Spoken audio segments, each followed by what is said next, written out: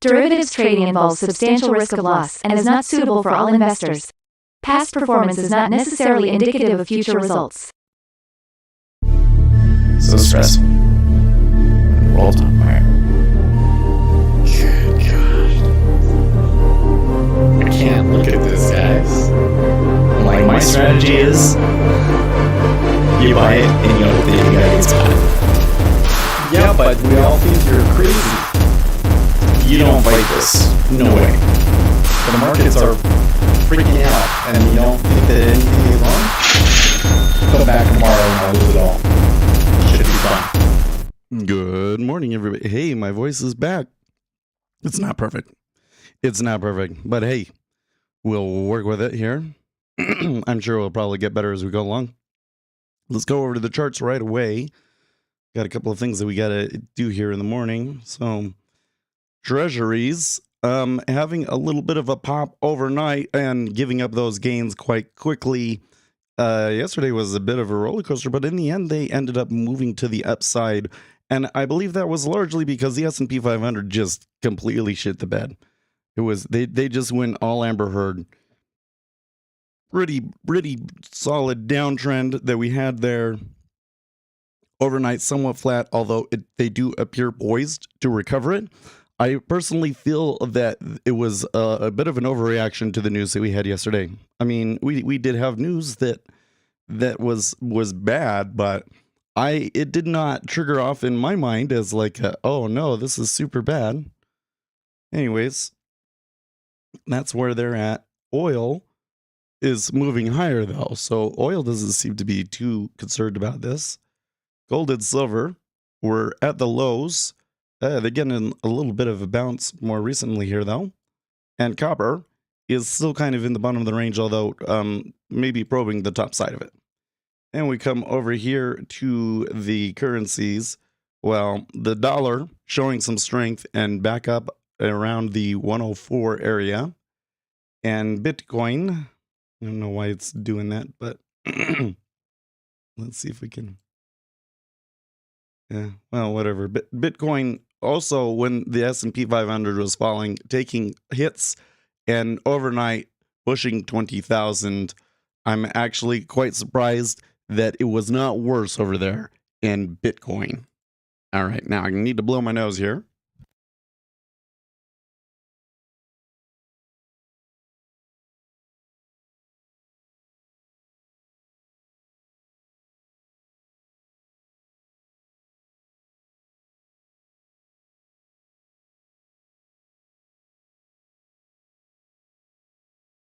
And stuff from my nasal cavity is still kind of clearing out, I think.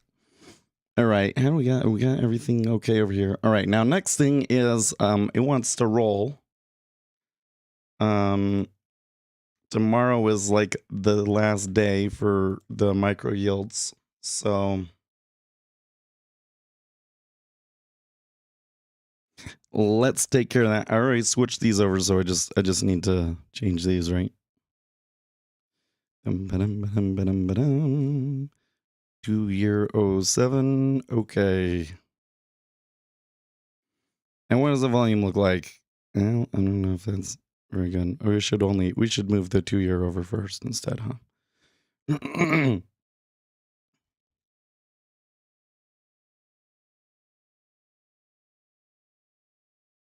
The liquidity in 06 didn't look too bad. It is a little bit better in the 10-year. At least it appears to me that the bigger players have moved over. So we will move them all.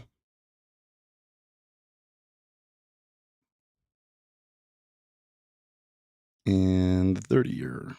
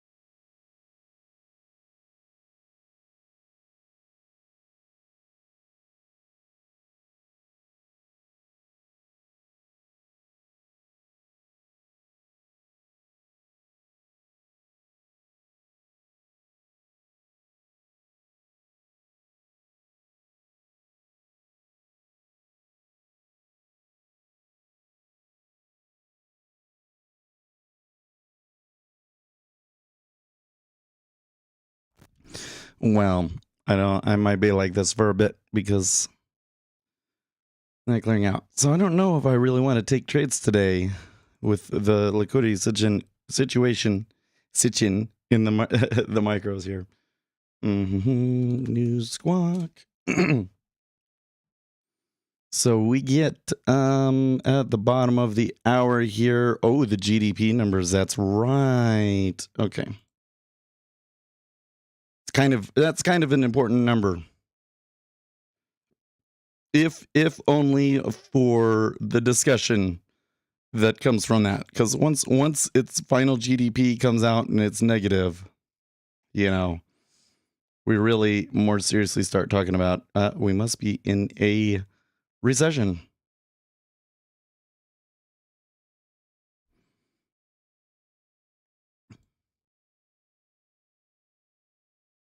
Mm.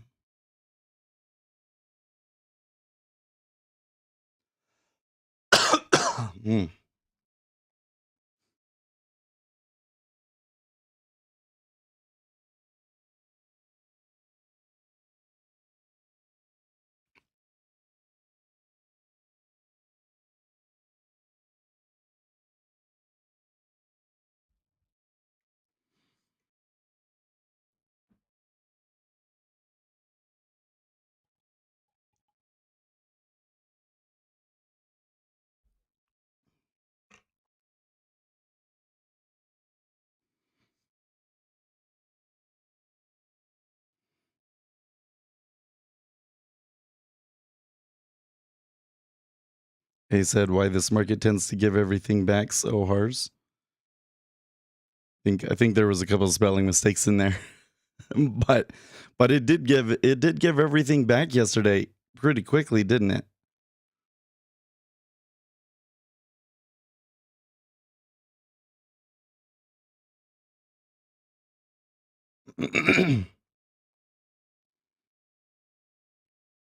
We're waiting. We got about 30 seconds. I don't want to start into some big diatribe, but there's a lot of people short. The options kind of in this area seem to make it a lot easier to move down, although not too far down. And so it drops very quickly. But again, I don't think that we should make too much of what happened yesterday. The market's not informationally efficient, and I really didn't read those numbers as dire as the market did.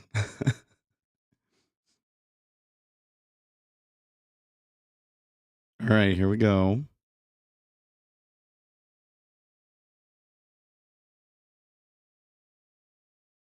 Okay, so 1.6 versus negative 1.6 versus negative 1.5, and PCE price is 5.2 versus expected 5.1.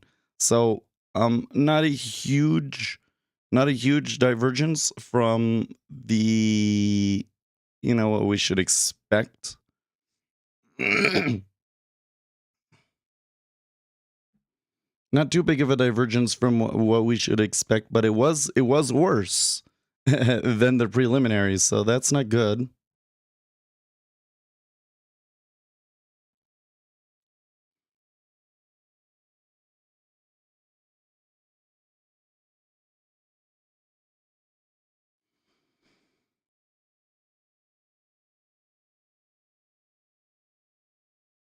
Well, I'm kind of wondering here if I can't. So if I come over here and open up, I'm gonna open it up in Ninja Trader, just because it's a lot easier for me to pull it up. If I do 10 YR 06 22.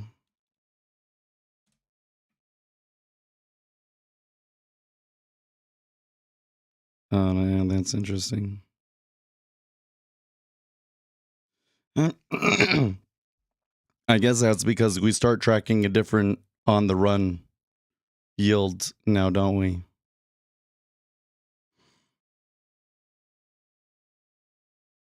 There is more liquidity in the expiring contract. I mean, I think that tomorrow is basically the day that you would really switch over, right?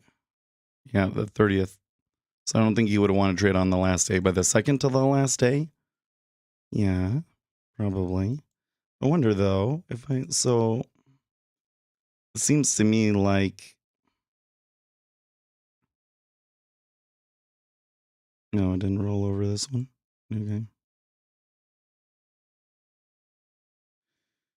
But see here in the 2, 5, and 30, not enough activity to even make my Dom switch. So far, action that we're getting here in Treasury is not great. I think that for fun, I'll take a long here.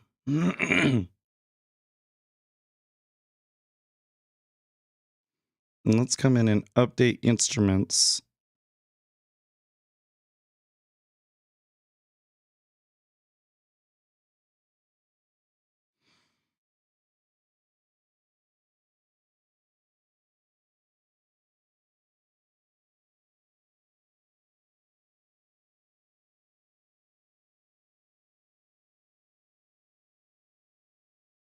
Hmm.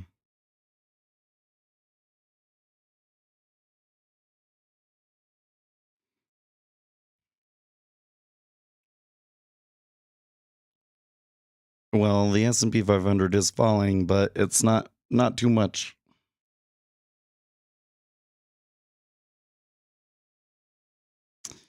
And that little catch that I had there in the 10-year did not turn out very well, did it?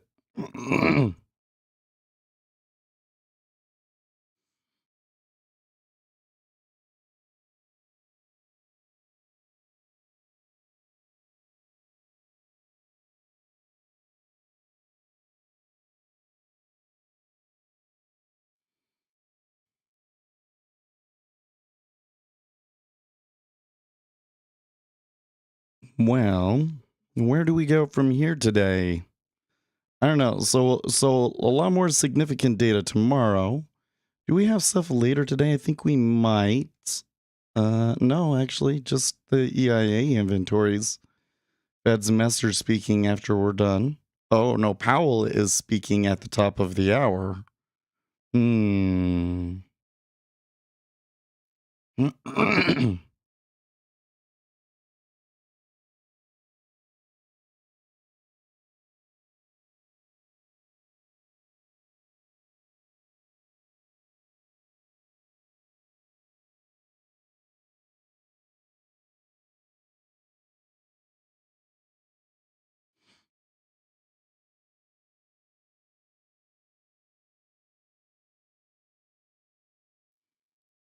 Hmm.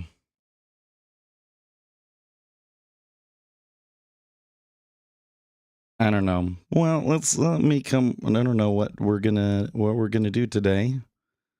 This was kind of like a for fun trade. I'm already kind of like, well, I don't want to be in one. I think I should come over here and see what we got from the primaries yesterday. Hmm.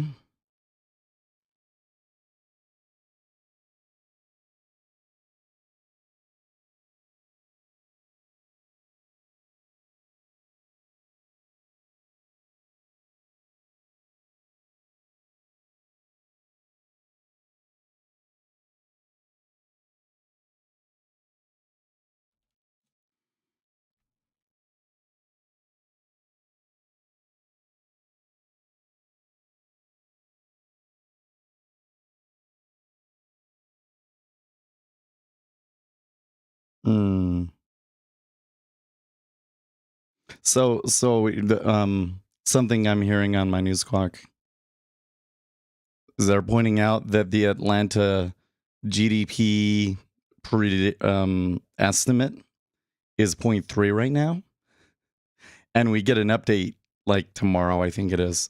So that could be interesting.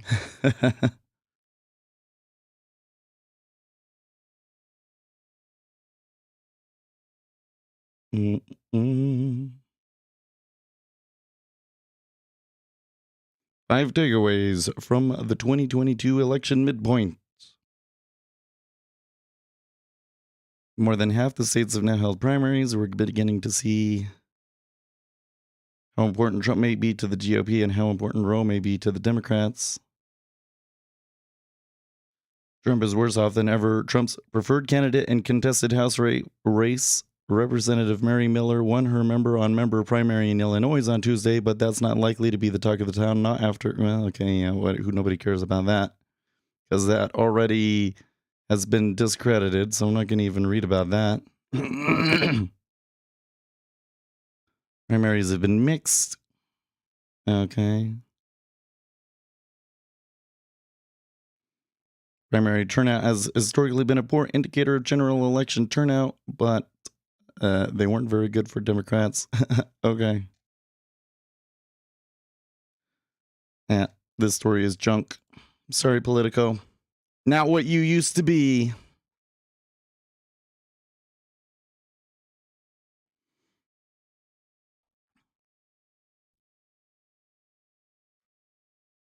Oh, whoa. I screwed up. I screwed up big time. Nope.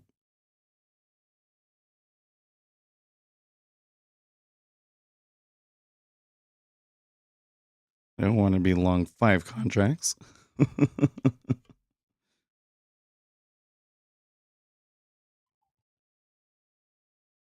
Wanted 1. Well, whatever. I didn't even really actually want to be in a trade anyways, right? Not even a little sim trade. You do kind of wonder, though, the divergence here with the micro treasuries. That is a little interesting to me. Is that really just the difference with, from month to month in the yields? Is that really a 1 month yield difference? I'm surprised. I should do some math maybe, but I'm surprised. I guess, oh, you know what, though? It's probably because, yeah, you know what it is? It's because it's the quarter end.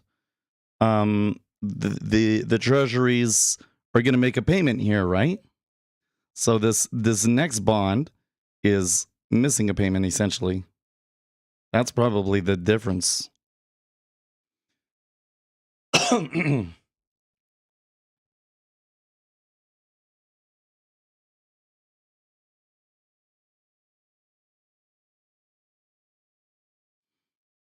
Yeah. Okay. Now remember, there's the ECB forum at the top of the hour.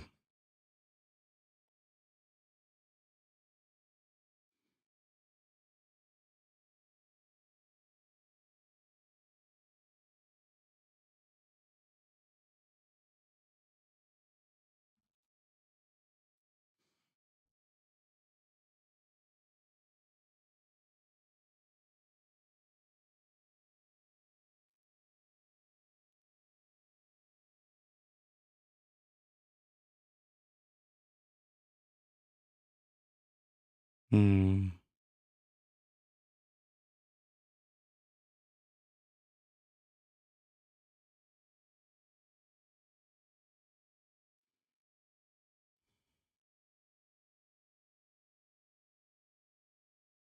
Samir of Salim. That's a new name. Good morning. Oh no, wait. You were actually. Maybe I recall that a week or 2 ago. I don't know. You know what? Everything just kind of like mashes together these days.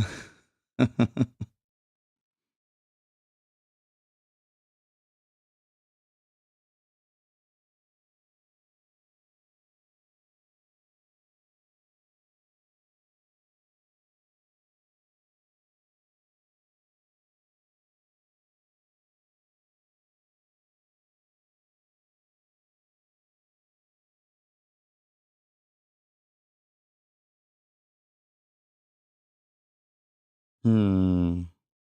Apparently, OPEC will be meeting in person in December.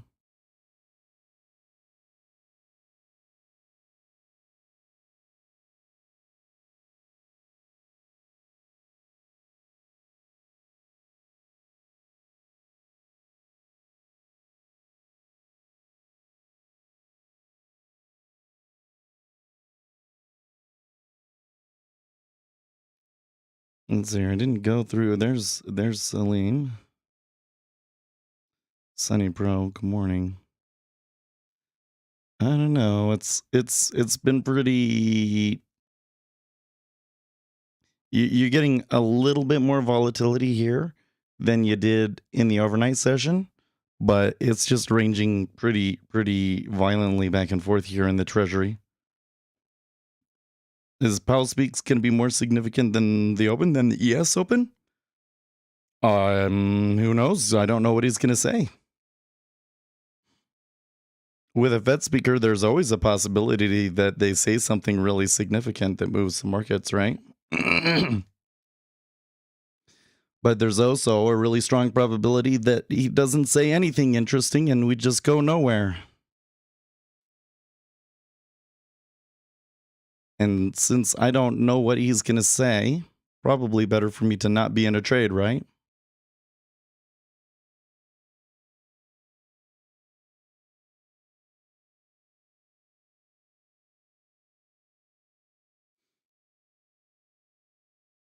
Coming back here, seeing if maybe there's anything interesting on Twitter.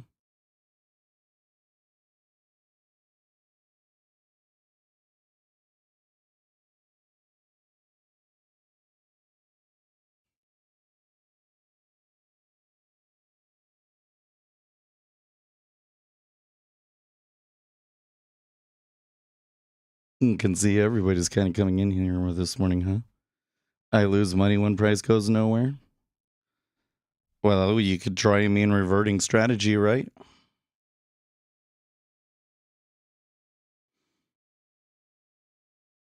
Looks like the ES is reverting a little bit here after a little bit of a downside from the GDP numbers. There you go, flying money, yes. Hey, didn't I? Isn't that? Yeah. Oh no, that's not the one. You know, I have a money printer. If you're a subscriber to the channel for $1 a month, you can use the money printer emoji, which isn't too particularly helpful right now, though, right? I think that the rainbow bear emoji is probably more useful at the moment.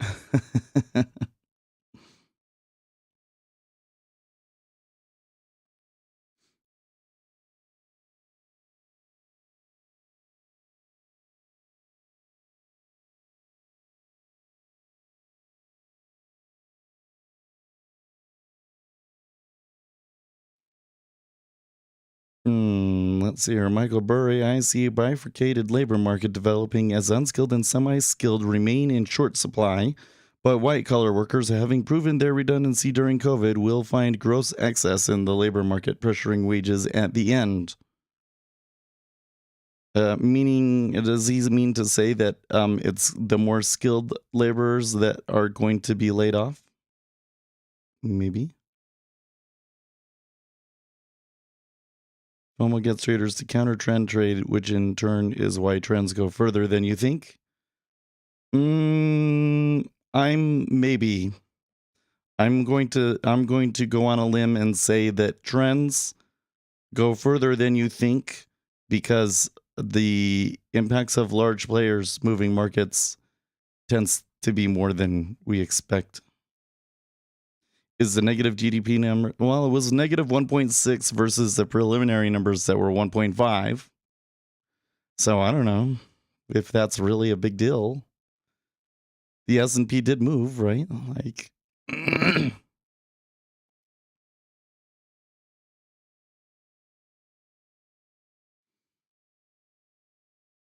the Treasury there seems wants to push down. It's a pretty good fallout there.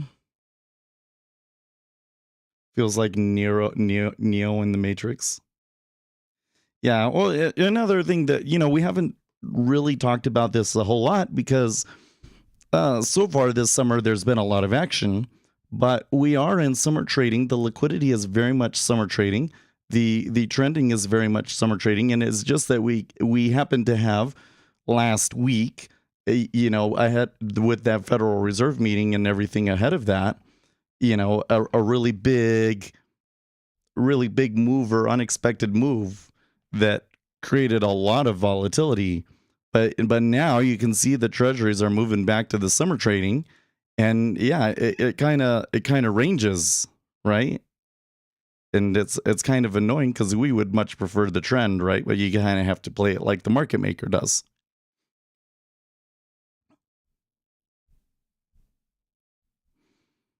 I don't know. You want to try? I mean, so I'm not saying this is like a good trade at all, but we could try the mean reversion trade here. See if it works. I don't know. They're kind of suggesting to me at the moment that they just want to trend down.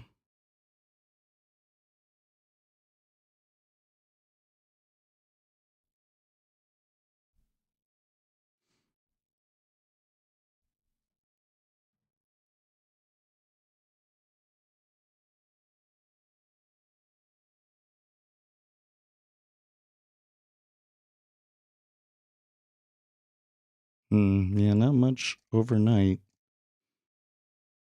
on the Twitters.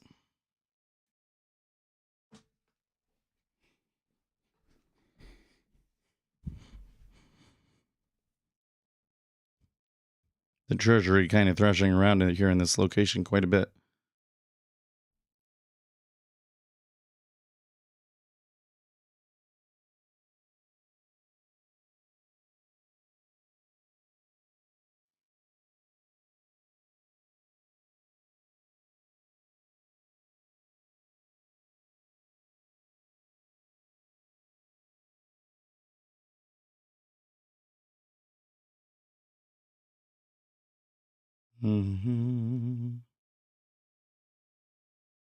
Well, there's an uptick. We got any good photography sales for the 4th of July? I'm thinking, nope, maybe not.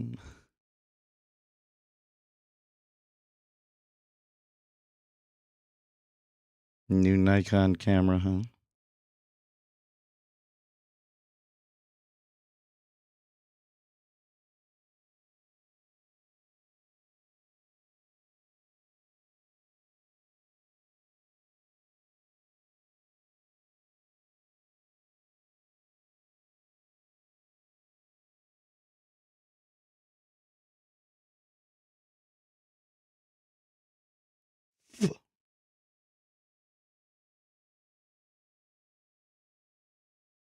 Is there any difference between Powell speaks at the EU Portugal Central Bank and Powell speaks in the US? So where they're speaking at, I mean, when it's the Federal Reserve press conference, that's always very significant, right? The one right after the FOMC meeting. Looks like that trade worked, by the way. The mean reversion play worked. If he's speaking at the press conference after the FOMC interest rate release, that's always significant. But the location of where he's speaking, in terms of like what country it is, I wouldn't really look at that so much as it is. I would look at the event that he's speaking at. So this event, so sometimes they're speaking at an event, and it's just kind of like a PR thing for some organization that they have a relationship with and want to help out, right? So when those sorts of things happen, they don't really make economic comments. Whereas sometimes it's a forum for central bank policy, which is the case in this particular one. They're having all of the central bankers talking at this conference. So it is quite likely, I think, that we'll hear something significant from the central bankers. But it's also, at the same time, probably not going to be something wildly divergent from what they've already said. Because we have heard from these speakers a lot in the past week, right?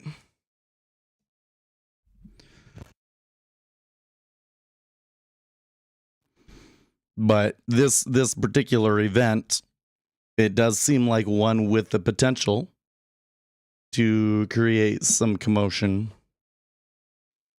But I just don't expect them to say anything too significant. I think there's going to be audience questions and stuff. I guess what I'm saying is being in a position right now or going into the news into that time period might not be the best play, because it's very likely that they say something that is enough to shake you out of a position, but not enough to create like a really significant trend or change in the action. What are we getting from the Journal of Futures Markets? Margin requirements based on stochastic correlation model. Okay, well, that's not that interesting. Not that interesting to me. We'll find something interesting. Let's check out the quantitative finance list on Archive.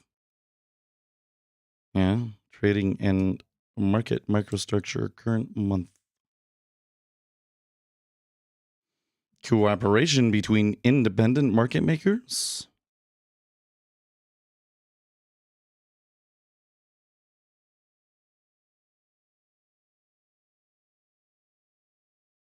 Accelerating machine learning training time for limit order book prediction.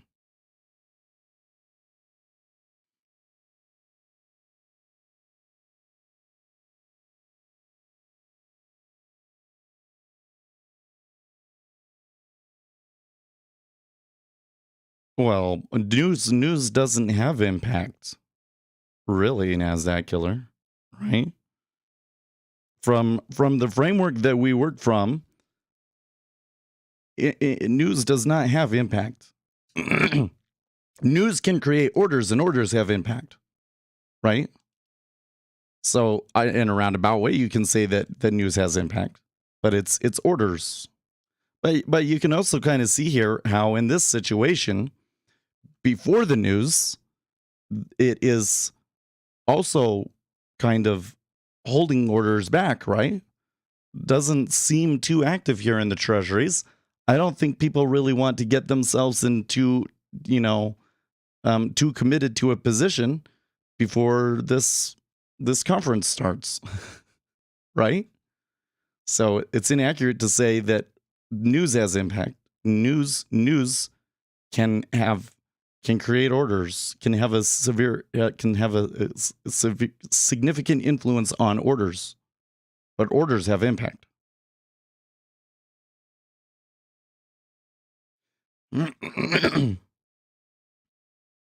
And you also have to remember that in trying to predict what kind of influence news will have on the orders, we're also going to have to factor in what the market expectations were going into the news, how big of a difference that the actual news was from what their expectation was, and what the market's overall positioning is. Because you can certainly have a situation where, it's rare, but with the non-farms number, so you will see all the time a situation where there was a number, it was significantly different from what the market estimate was, but traders were actually playing it a certain direction already anyways, and then close out their trades, and so it goes the opposite way, right? In other words, markets are not very informationally efficient.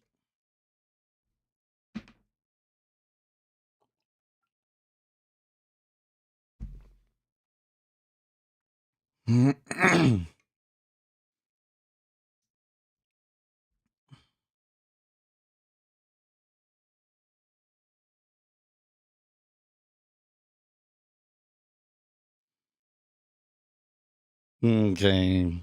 What is this cooperation between independent market makers about? With the digitalization of financial markets, dealers are increasingly handling market making activities by algorithms. Recent antitrust literature raises concerns on collusion caused by artificial intelligence. This paper studies the possibility of cooperation between market makers via independent Q learning. Market making with inventory risk is formulated as a repeated general sum game under a stag hunt type payoff. We find that market makers can learn cooperative strategies without communication.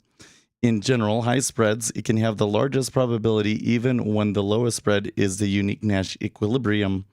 Moreover, introducing more agents into the game does not necessarily eliminate the presence of a supra-competitive spreads. Oh. That is interesting, but doesn't necessarily help us, so I'm not going to read that to you guys. Yeah, news traders get shocked, then scramble for trade and get snacked by insiders like Gene. Well, I'm sure that there was tons of people here when we were down below 117, puking into that and then getting caught on the mean reversion back up, right?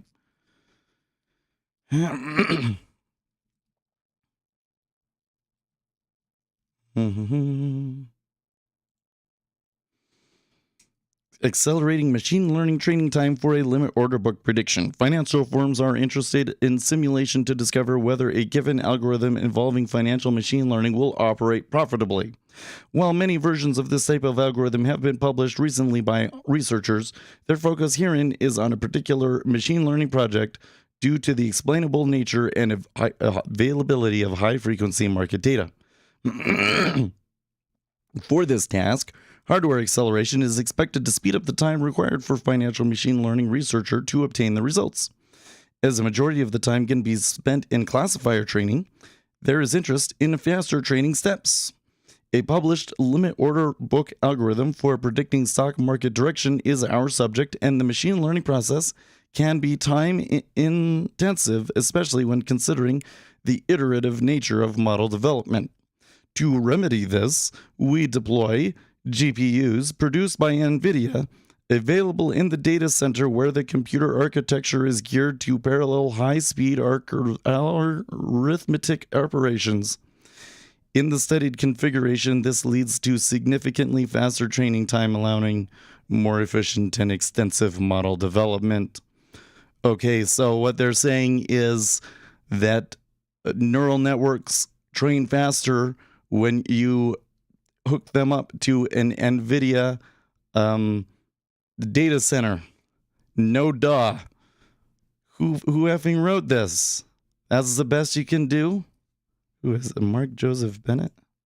Mark, listen. Okay, is your first study to publish. Listen, I give you kudos for writing a study, but that's kind of like no duh. I have to say though, I'm really jealous that you had access to a facility like that. Hey, you know what? The University of Utah would be a really great place to do research like that because they have a huge. Hey, wait, where is this guy from?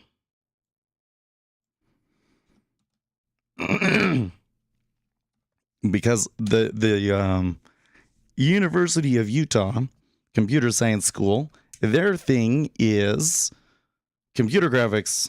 So if you're looking for research about computer graphics, that's the place to go. And so they have a huge, I mean, it's crazy. They have one of those big time NVIDIA GPU factory things. Factories, well, I don't know what you call it, but I don't know if this is the guy. Let's see. That might be him.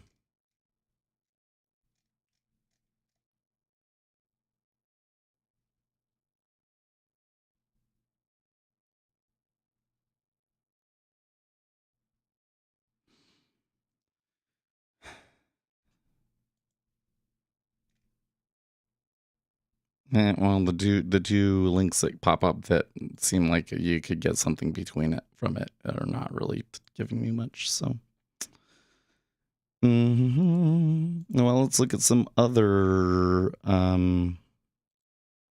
categories. Here in the quant, actually, let's just look at the whole current month's quantitative finance.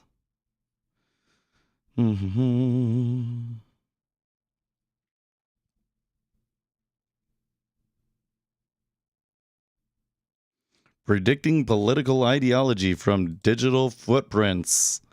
Sounds fun.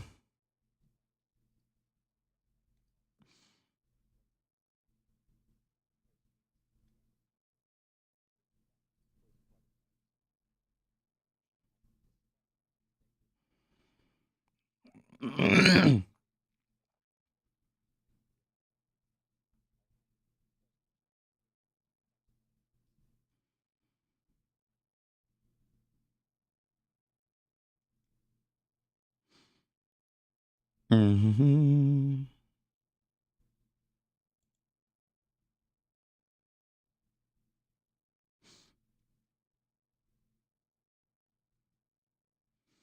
An agent-based model with realistic financial time series, a method for agent-based models. Agent-based models is the thing these days, guys. We got to read that one. That's the cool stuff. Economic models with agents in them. Cool stuff. It looks like that. Is the Treasury going to push lower here? I don't know. Well, they've kind of touched 305, 30 half. 3 times now.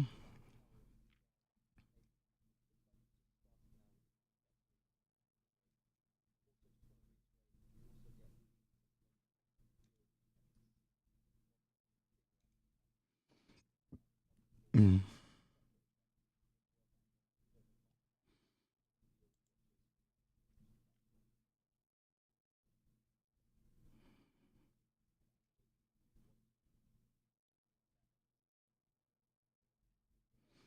Trading constraints in continuous time Kyle models. Yes, sir.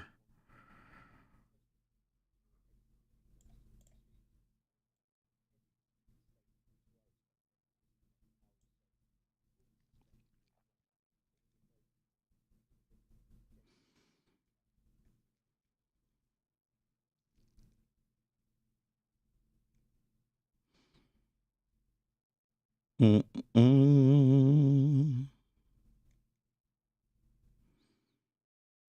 What about statistical finance? Development of a hybrid model for stock trading based on TOPSIS, EMD, and ELM. I've never heard of any of those things, but it sounds interesting to me.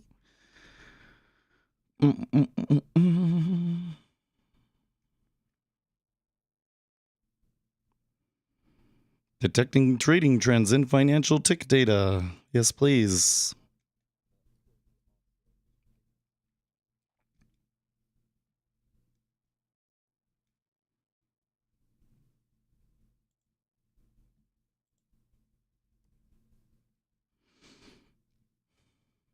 Deciding whether to buy or sell a stock is not an easy task because the market is hard to predict, being influenced by political and economic factors.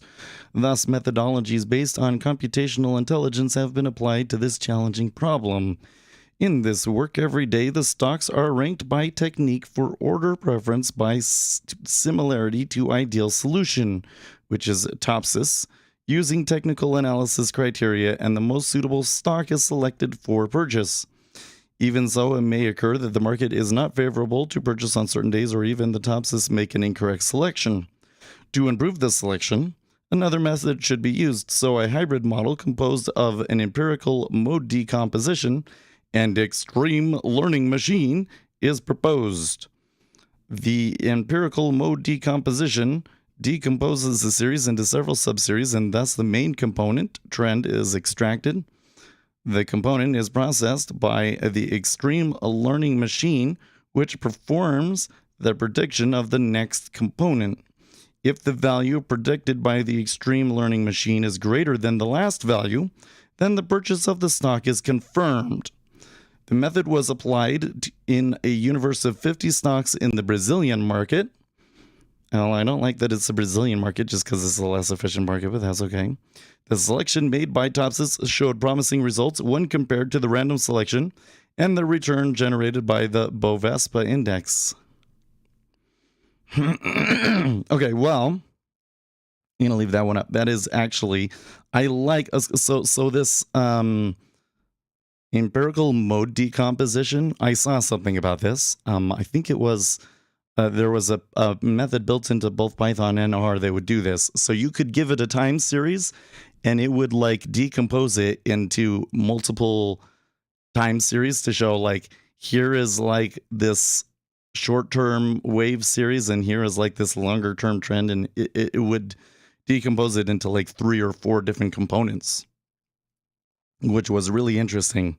So they're saying take that and then use machine learning to determine what to do, and that seemed to work okay.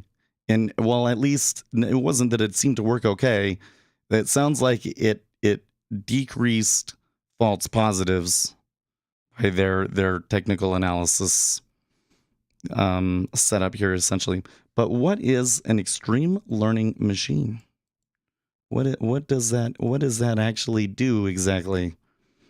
What kind of a network is that?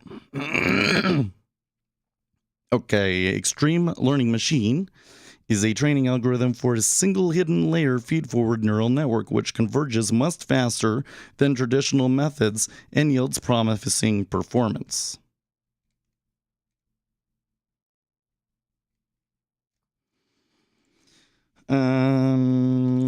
Let's see if I search for finance.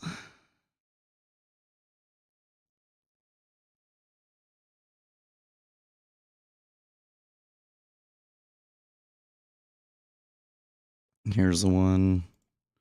In the last decade, the problem of forecasting time series in very different fields has received increasing attention due to its many real-world applications. In particular, the very challenging case of financial time series, the underlying phenomenon of stocks time series exhibits complex behaviors, including non-stationary, non-linearity, and non-trivial scaling properties in the literature. A widely used strategy to improve the forecasting capability is a combination of several models. However, the majority of the published researchers in the field of financial time series use different machine learning models where only one type of predictor, either the linear or nonlinear, is considered. In this paper, we first measure relevant features present in the underlying process to propose a forecast method. We select the sample entropy and Hurst exponent to characterize the behavior of stock time. Well, now that's interesting that they're using the Hurst exponent, because when I have tested Hurst exponent, it yielded nothing for me. The characterization reveals the presence of moderate randomness, long-term memory, and scaling properties. Okay, thus based on the measured properties, this paper proposes a novel one step ahead of line meta learning model for the prediction of the next value of a financial time series that integrates naive or linear predictor. Okay, so this wouldn't be as useful to us, but it would be really useful to somebody trying to price an option, for instance, right?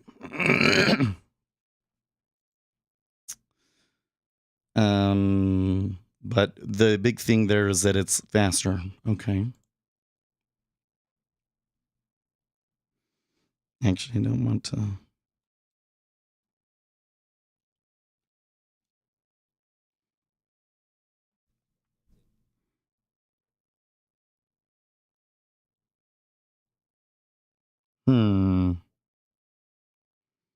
So they are having a discussion here at the conference, but it's super wonky. So far, nothing relevant to us. So far, nothing for us. Okay. One of them saying it's unlikely that we move back to an environment of low inflation. That's important. Okay. The DEBS Grand Challenge is an annual programming competition open to practitioners from both academia and industry. The Grand Challenge 2022 edition focuses on real-time complex event processing of high-volume tick data provided by Infront Financial Technology GmbH. The goal of the challenge is to efficiently compute specific trend indicators and detect patterns in these indicators, like those used by real-life traders to decide on buying or selling in financial markets. The dataset and trading data used for benchmarking contains 289 million tick events. Oh, geez. From approximately 5,500 financial instruments that have been traded on the 3 major exchanges, Amsterdam, Paris, and Frankfurt. over the course of a full week in 20. So it was 1 week of data and you got 289 data samples? What? That's crazy. I don't like, you realize that you need like a huge hard drive just to save that data, let alone process it. That's really cool. The data set is publicly available. In addition to correctness and performance, submissions must explicitly focus on reusability and practicability. Shouldn't it be practicality? I don't know. Anyways, hence participants must address specific non-functional requirements and are asked to build upon open source platforms. The paper describes the required scenario and the dataset trading data, defines the queries of the statement, and explains the enhancements made to the evaluation platform Challenger that handles data distribution dynamics and the so that means that the challenge hasn't happened yet, huh?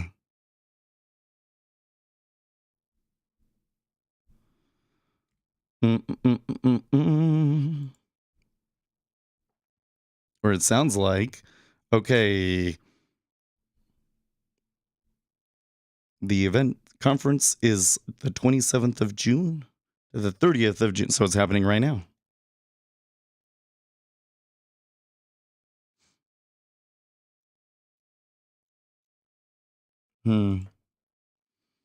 But that means it's not going to give us solutions, so. Okay, this paper, Predicting Political Ideology from Digital Footprints. This paper proposes a new method to predict individual political ideology from digital footprints on one of the world's largest online discussion forums. We compiled a unique data set from the online discussion forum Reddit that contains information on the political ideology of around 91,000 users, as well as records from their comment frequency and the comments text corpus in over 190,000 different subforums of interest. Applying a set of statistical learning approaches, we show that the information about activity in non-political discussion forums alone can very accurately predict a user's political ideology.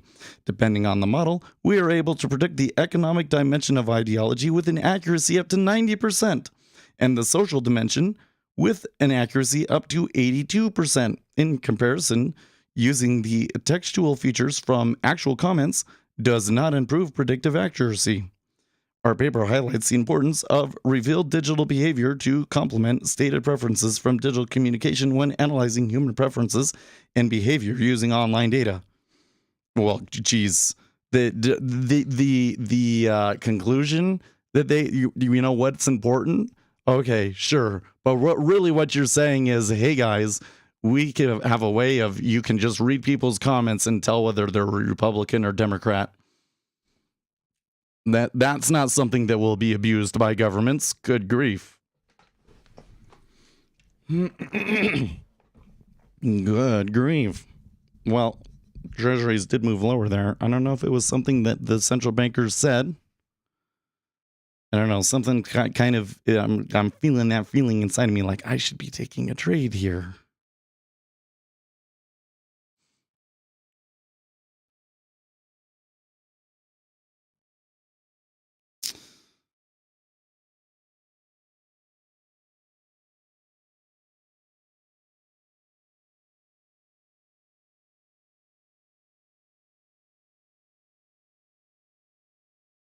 In a continuous time Kyle setting, we prove the global existence of an equilibrium when the insider faces a terminal trading constraint. We prove that our equilibrium model produces output consistent with several empirical stylized facts such as autocorrelated aggregate holdings, decreasing price impacts over the trading day, and U-shaped optimal trading patterns. That's interesting.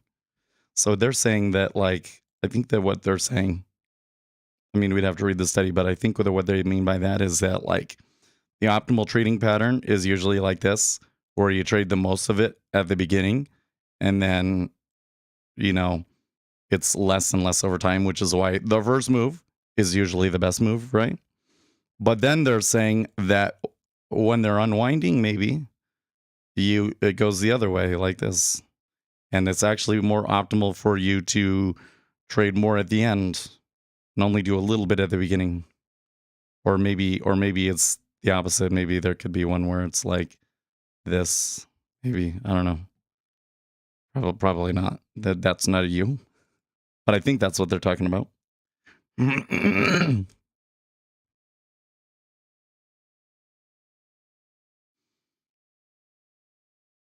An agent-based model with realistic financial time series.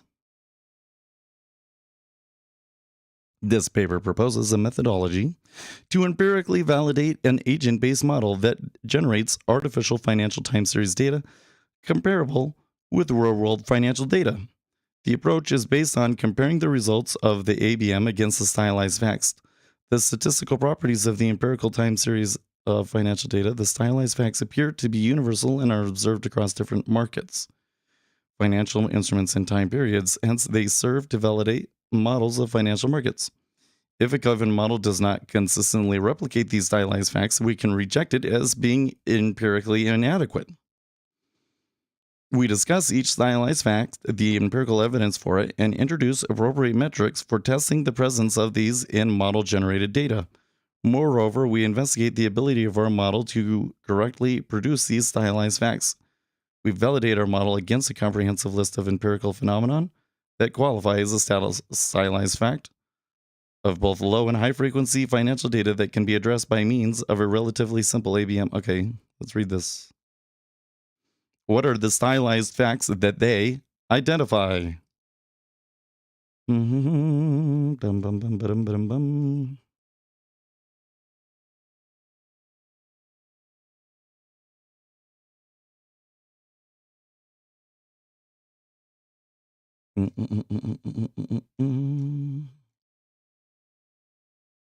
Okay, stylized facts.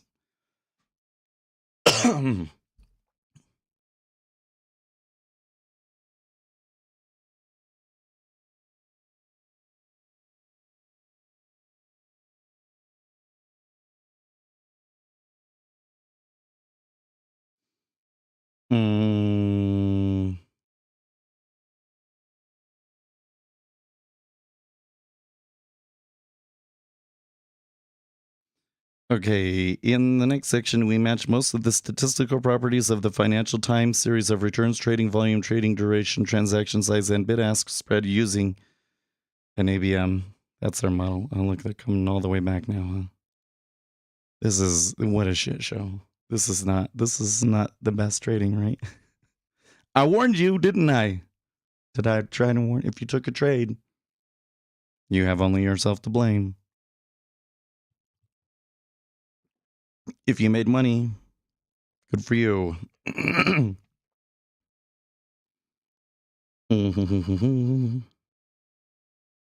Returns, aggregational Gaussianality, bubbles and crashes, heavy tails of return distribution, gain loss asymmetry, equity premium, excess volatility. I didn't tell you to take a trade. When did I say that? First of all, I never tell you to take a trade. I did take a trade, but I didn't. I think I explicitly warned that the trading is really shit when there's a conference like this going on. We know it's on record. We can go back and watch what we said, right? Long memory, power law, behavior of returns. Power law, behavior of volatility, volatility clustering, volatility volume correlations, unit roots.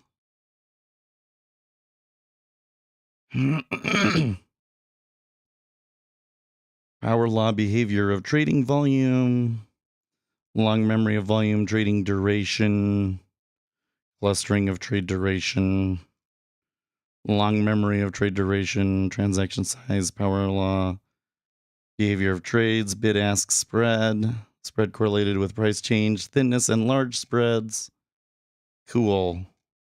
Oh, Reggie is messing with me. Yeah, it's so easy to mess with me, right? New people.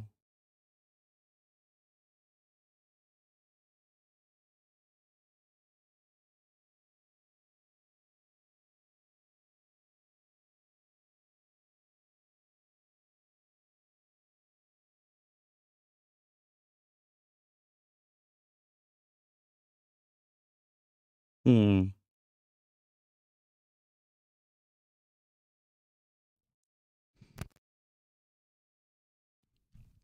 Okay. Some authors observe that most of the ABM with heterogeneous agents, a characteristic of our model, have difficulty in replicating realistic time series, and most currently existing models fail to reproduce all of these statistical features at once. Confirming how constraining those properties are concludes that these stylized facts, a bit qualitative in some cases, are so constraining that it is consequently not easy to exhibit a stochastic process able to reproduce them within a single model. Interesting. So they're saying that their model can duplicate some of these stylized facts, but not all of them at the same time. But I would argue that some of the Markov microstructure models can, or at least close. I don't know. I think that our order flow driven view of markets can. We could be wrong.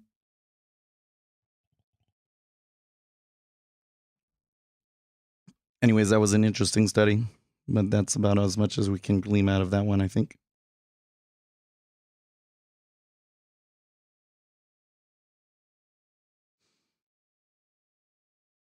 Cool. Well,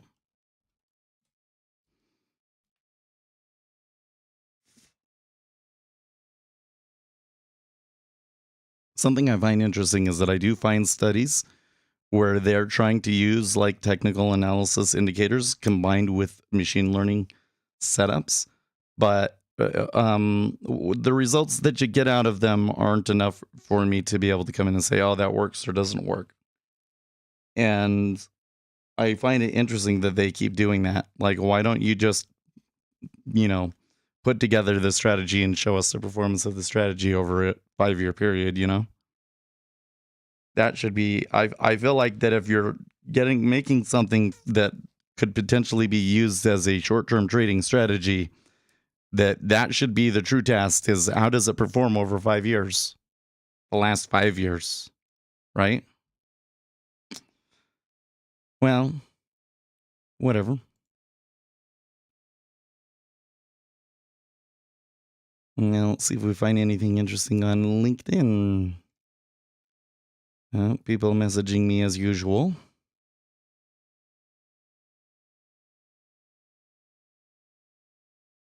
Productized.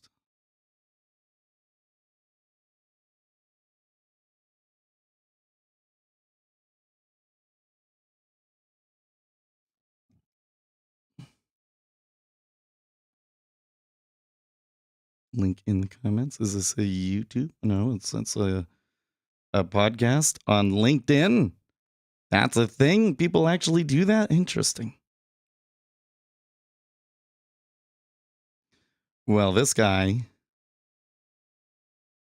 data scientists need to write better code with Laszlo Stranger. I've been going into machine learning ops and things like that. This kind of seems like a place where I could make a difference. I'm kind of experienced with that stuff. We're pretty good at making good frameworks and deployments that make it easy to shift things around. Because in my ideal world, when I'm doing something like that, I would want to be able to change it very quickly, test it, push it out within minutes to try and take advantage of something that I'm seeing in the market, It sounds like, from what I've read, that it's pretty complicated and that their processes they're having a really hard time because you've got to use Kubernetes for one thing, using Kubernetes to train their data sets and stuff and containers and everything, and that helps, but it's complicated stuff. So maybe I could go back into the industry doing that. But anyways, the reason I pulled this over was this guy here. He's doing finance stuff, but look, he's got like some real synths back there, a turntable and stuff. Joe Rice, he's my boy. Who's Joe R.E.? He's a recovering data scientist.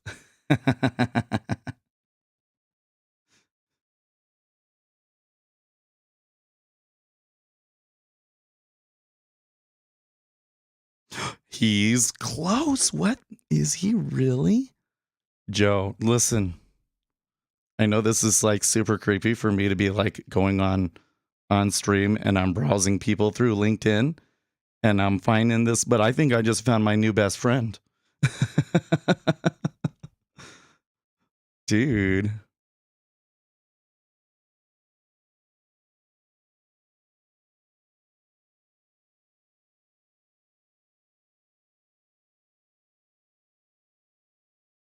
But how did I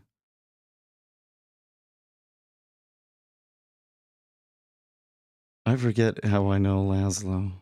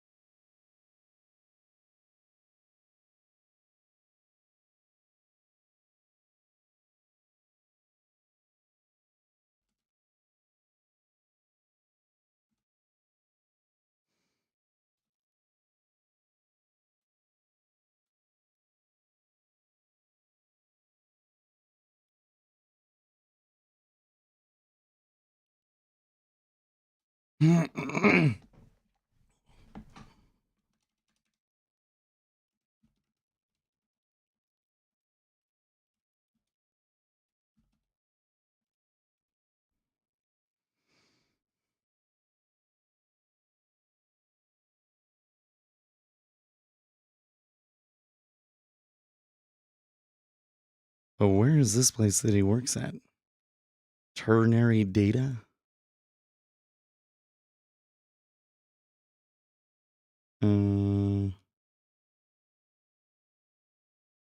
Ternary data.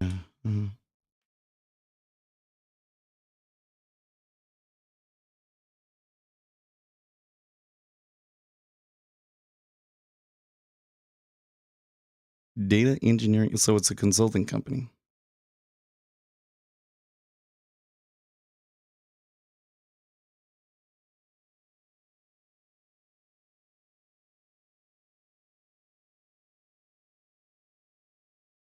Fundamentals of data engineering.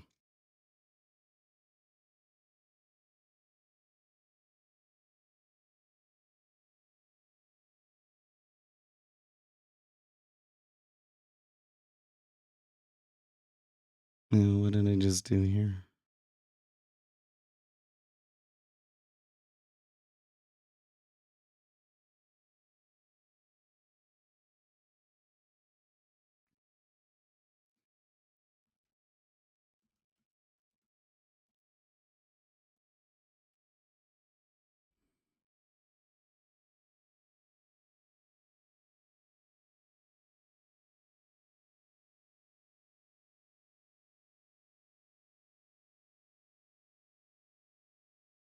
I've added all these people on LinkedIn that I don't even know like where I found them from and stuff, but just people in machine learning and finance and stuff. Deliberate machine learning podcast.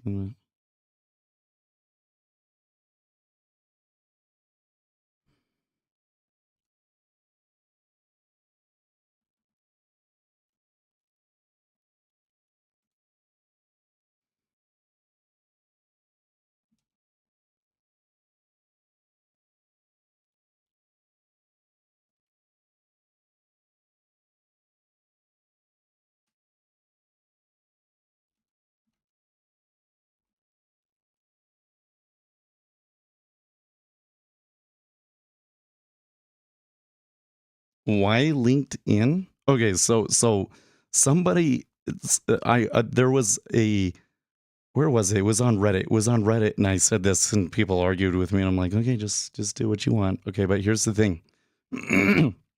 The people that do this professionally cannot post stuff publicly, right? The people that are the best at this in the world are generally not on Twitter blabbing about how they do it. Okay? If you work for Goldman Sachs, there you can have a Twitter, but you're not supposed to say anything about your job. And you really don't even want, if you become popular and you're saying, "Oh, I work for Goldman Sachs," for instance, like they come and be like, "You kind of need to chill out. Like, you can't talk about this. You can't talk about. You can't do anything controversial, right?" So, like literally, they're just limited in how they can interact on social media. But everybody has the LinkedIn. It's business. They can do the LinkedIn. In fact, the companies encourage the people to do the LinkedIn. So if you want to find information, you want to find people that you can learn from and that are saying stuff in the finance, go to LinkedIn. I'm telling you, the best networking for what we're doing happens on LinkedIn. All of the stuff that you're reading on Reddit or on Facebook groups, it's nonsense. It's clueless rubes that have only been trading for 6 months and read a technical analysis book. They're the real professionals. You want to meet them? Find them on LinkedIn. I'm telling you. And especially, I've been getting into the machine learning stuff, so I found a lot of people and quantitative finance in general, right? And I found so many people on LinkedIn, and I've learned so much from following them on LinkedIn. So it's the place to be, man.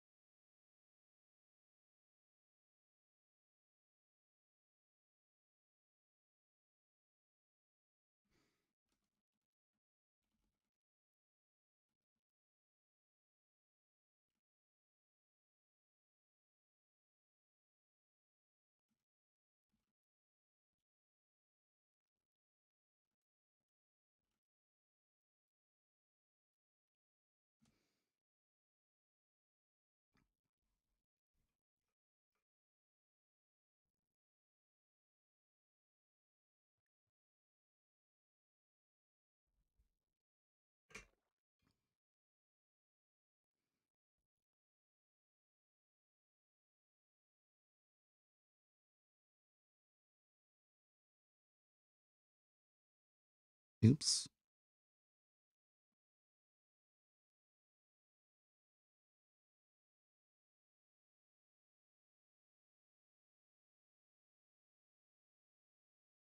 Now I just lost the thing that I was looking at.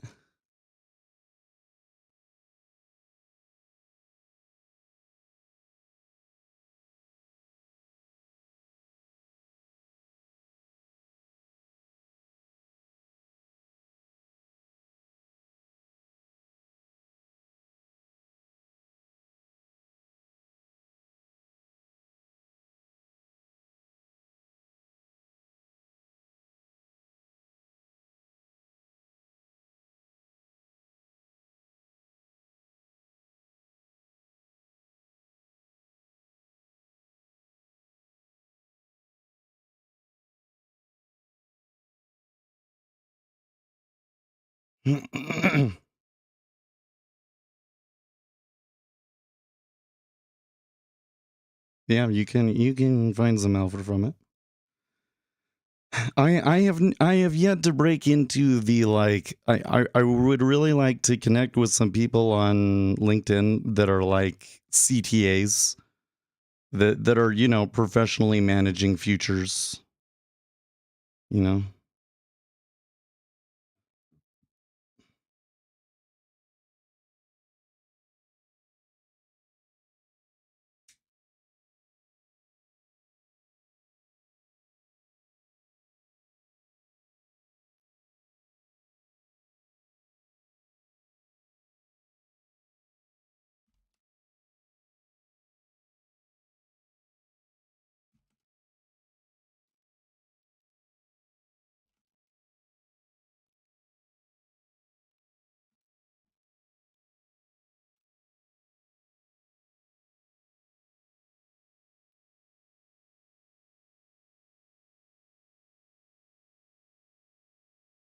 And they're moving up above 117 now.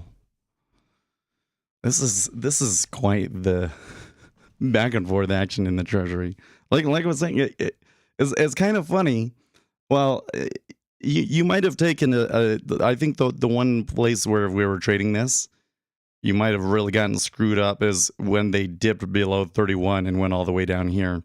But overall, the mean reversion trade has been working out, which we were able to predict.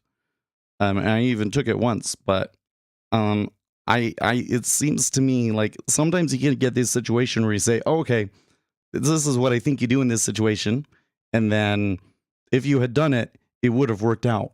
But that doesn't necessarily mean that you should have done it, right? Because the risk involved is maybe not worth it. And I think in this situation, you do kind of have to question if the risk involved is worth it.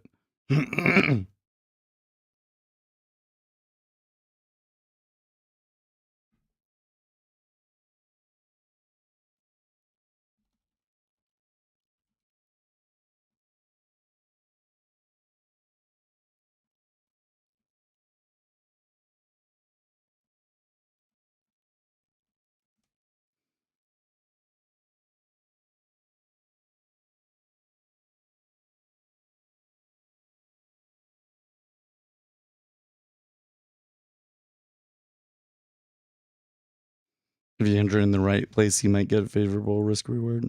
Well, it's not that, Mr. Bond. It's like if one of these guys says the wrong thing, this could just move like boosh, you know. I'm not watching the conference. I am listening into it in the news squawk here. They're saying what they're saying. But it doesn't sound like anything too important for us.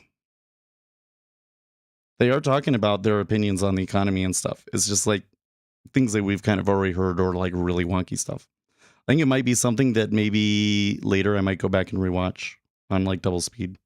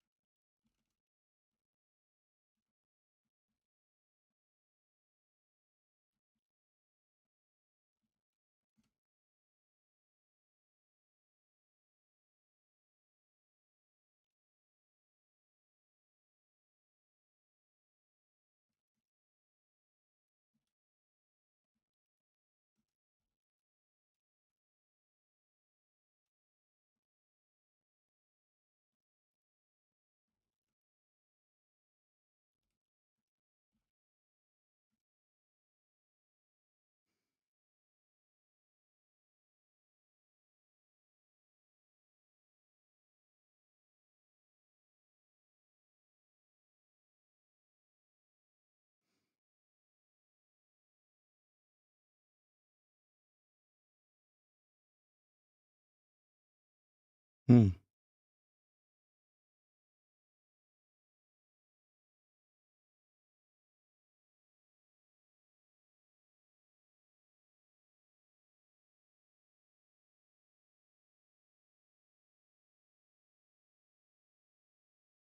Hmm.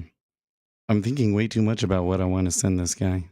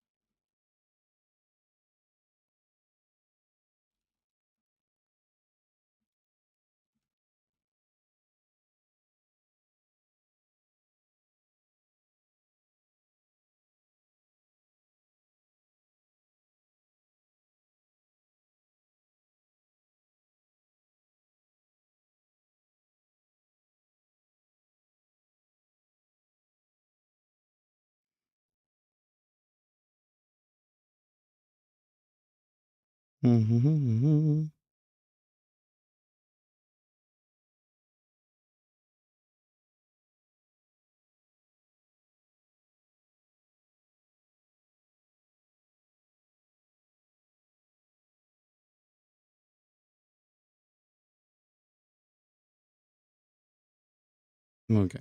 And now I got the link there again.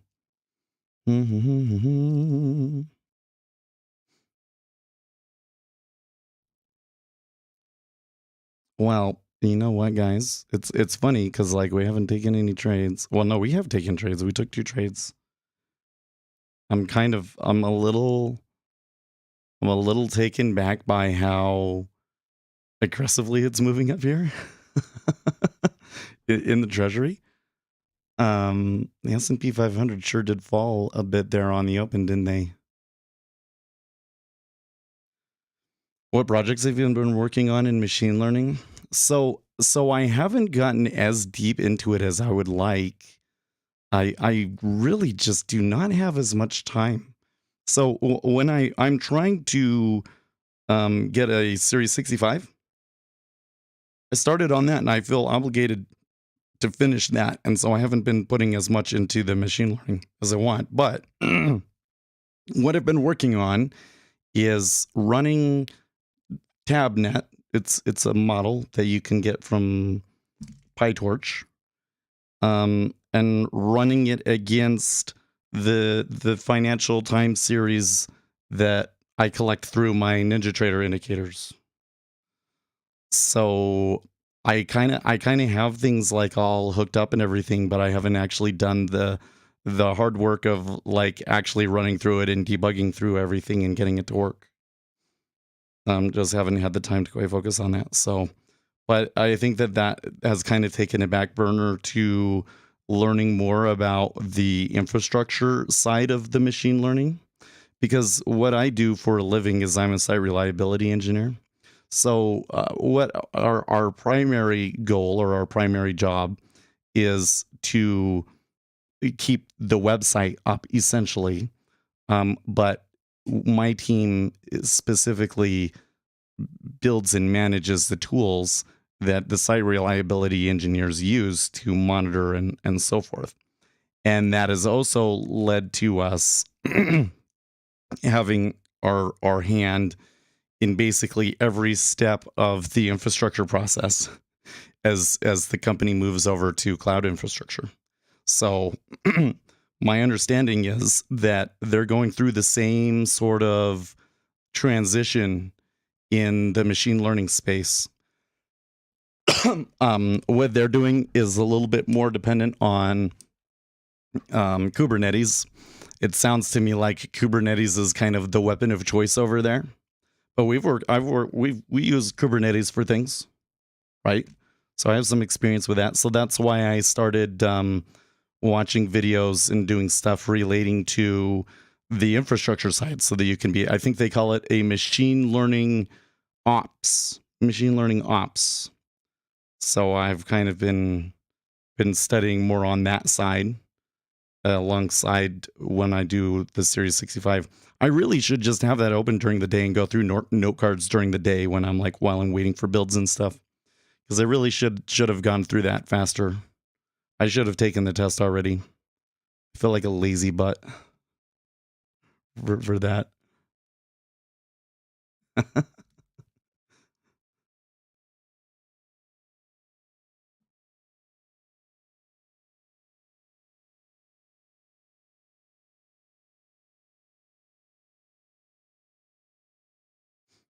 And look, it's early in the day. He responded to me.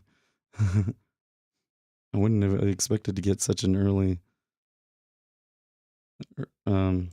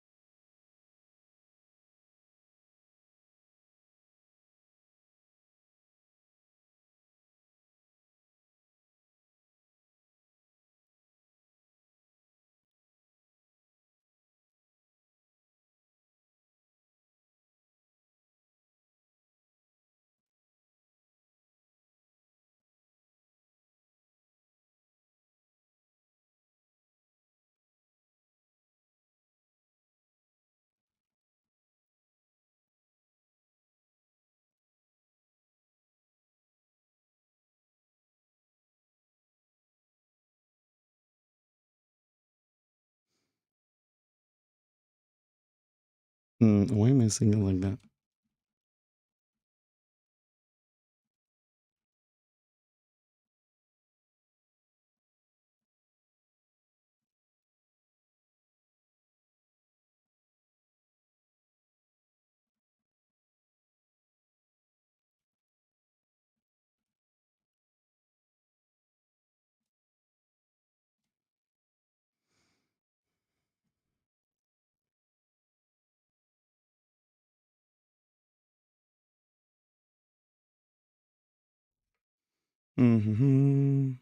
Well, you think that the E-mini might pull out a buy here? Or do you think that they're going to dip below 3,800?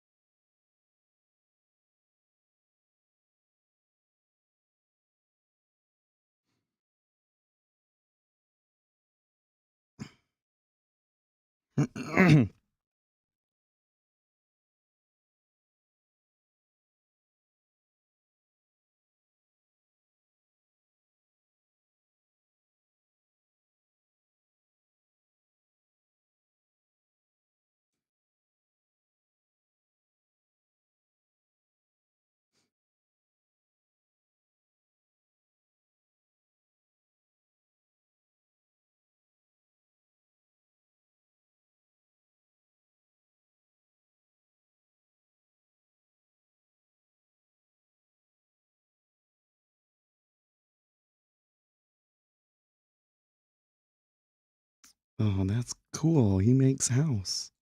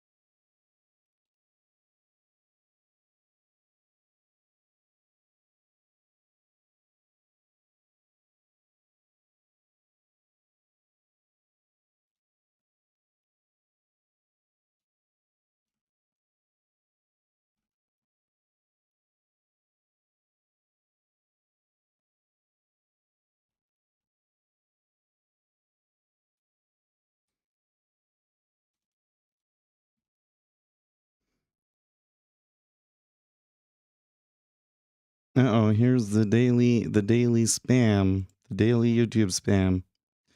I was on somebody else's stream the other day, and they were also getting, like, a big streamer, and they were also getting this nonsense spam. And I'm sitting here like, oh, YouTube doesn't do anything about it? Okay. It's kind of weird, don't you think? I don't know though. They must be really dedicated because they're gonna have to come up with all sorts of different names, right? They're gonna have to come up with different names every day to get around YouTube's filters and stuff, I'm sure. Wow, the S&P 500 jumped back up there and started going long really, really quickly.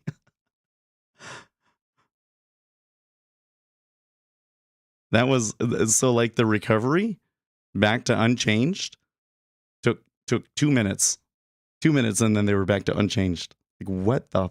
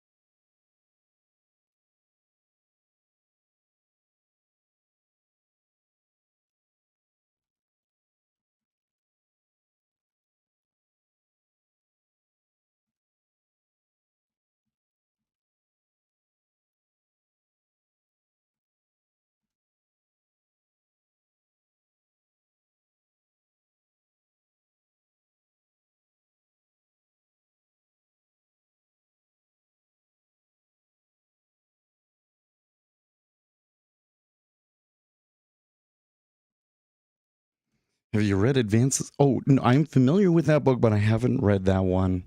So the book that I have right now is Halpern's book, which is honestly very academic.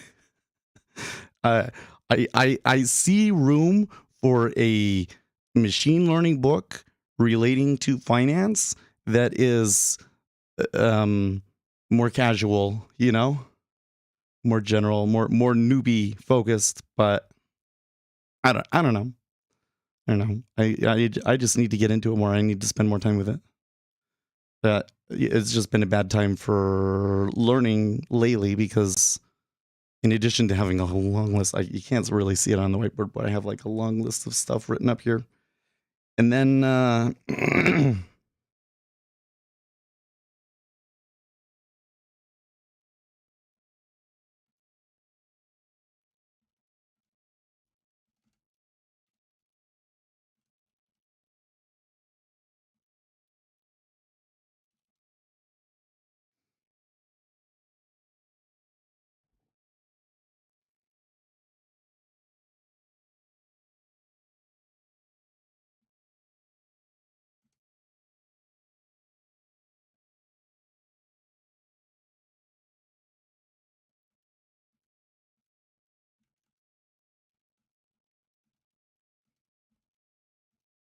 whoa, what's this?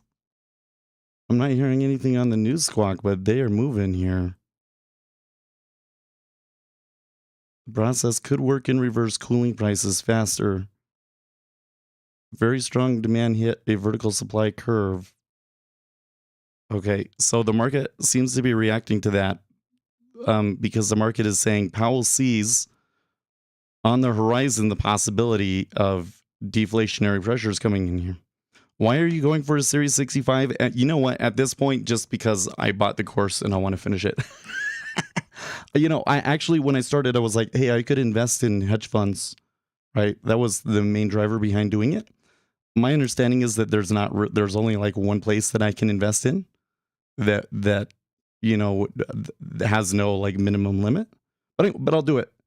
And you know what? It has been good. Like I learned a couple. It wasn't like I knew most of the stuff in it, but I think it's just a good credential to have.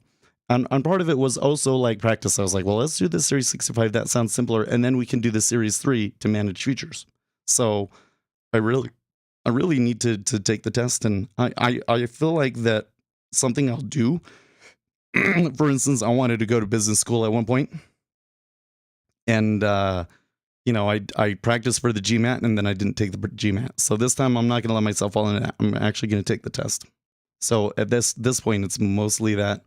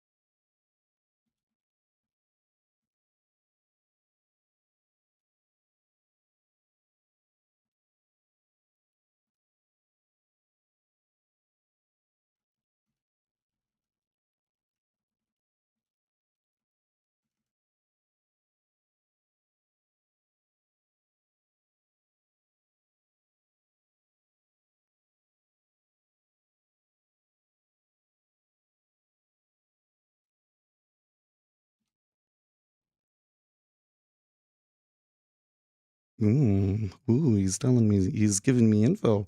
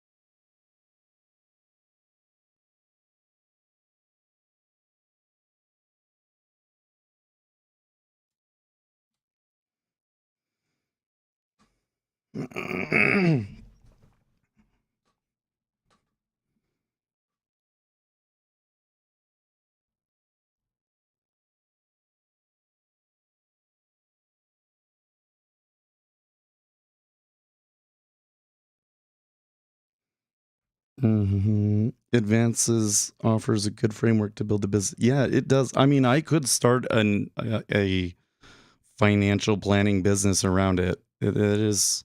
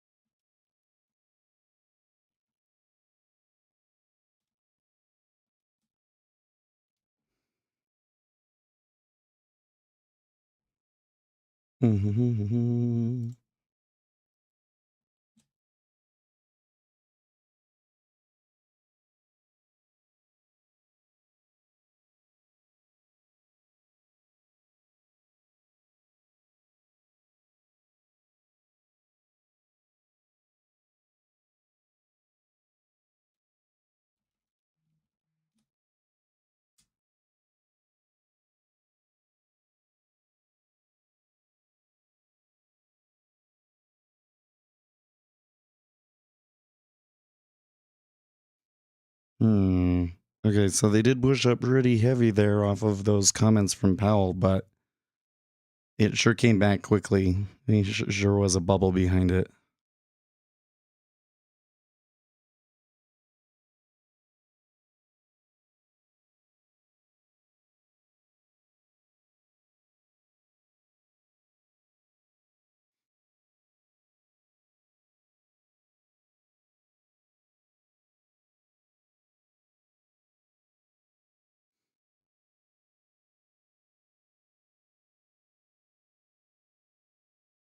Oh, okay.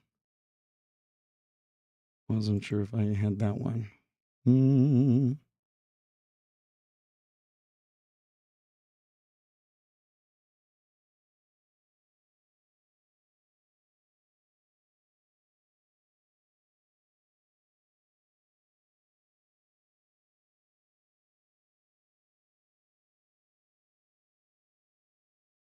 Aren't I in a...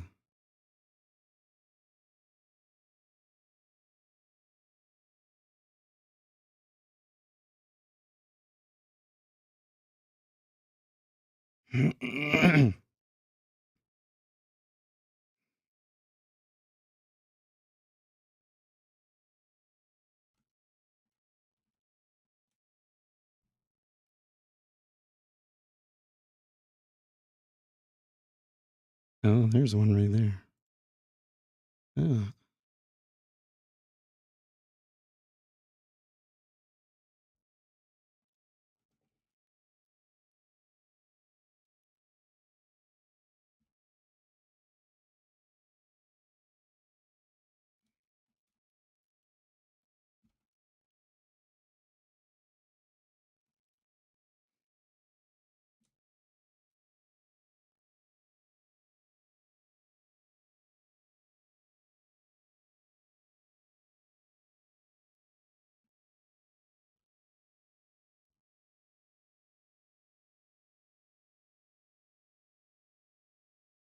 5K asks on yes day high. That's not over. There sure was some big orders up there, wasn't there? I don't know if you're referring to all this stuff right here, but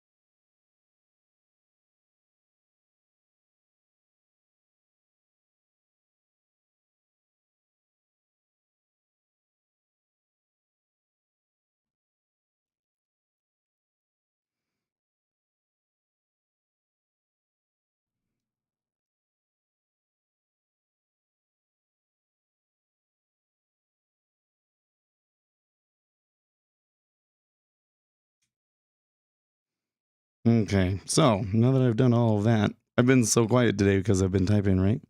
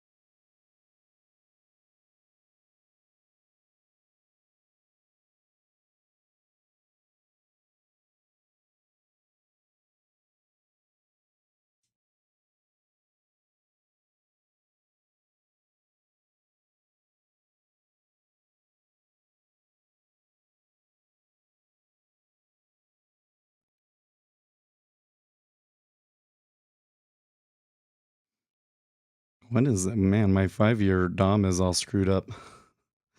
It's a bug I've seen before, actually. But it'll probably all be fine tomorrow when more people have switched over.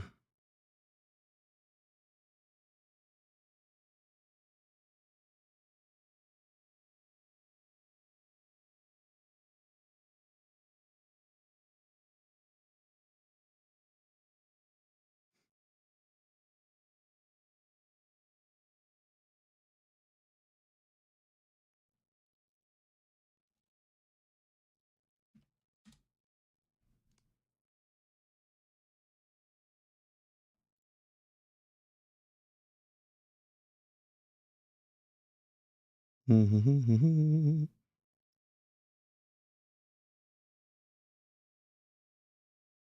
one should we send? No, let's do this one.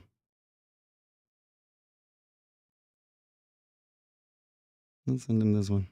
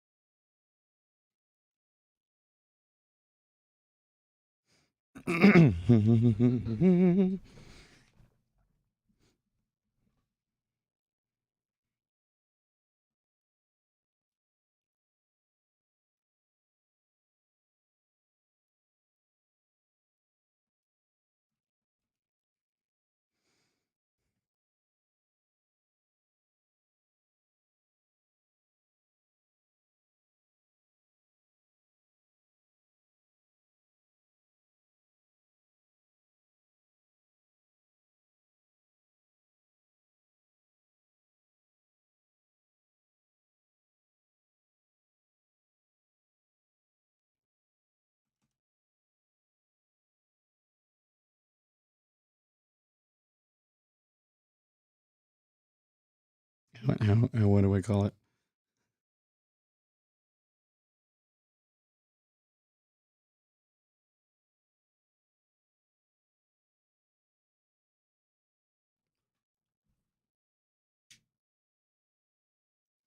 What's your all-in commission for ZN and ZN micros? Oh, that's a good question. So for the micros, I think it's like $1.03 or something like that. And for ZN, I haven't traded a ZN, like a live ZN, in a while, but I believe it's around 340 still. I'm using Ninja Trader Brokerage, so that's why you might notice that oftentimes when I'm trading the micros, I'll go for $11 instead of $10 to pay for the commission.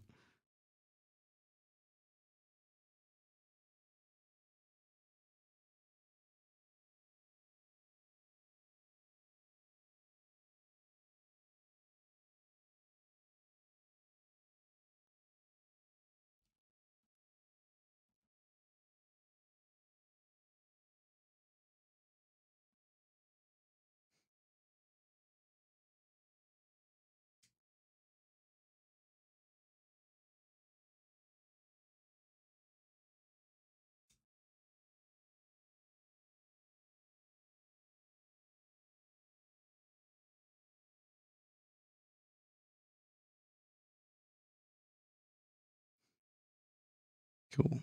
And cool. You overtraded yesterday and had to bail.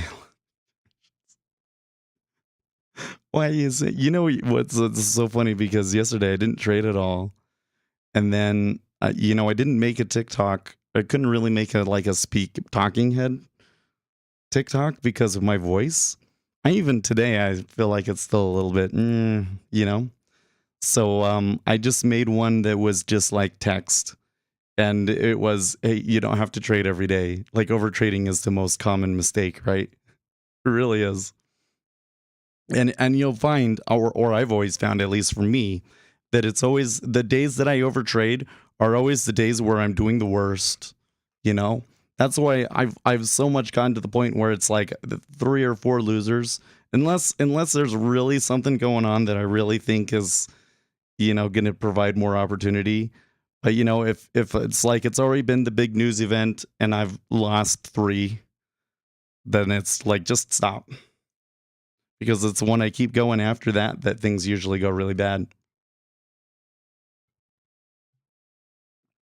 And that there's even been some days where like I just took a loser, just took one small loser and was just like, okay, whatever, finished.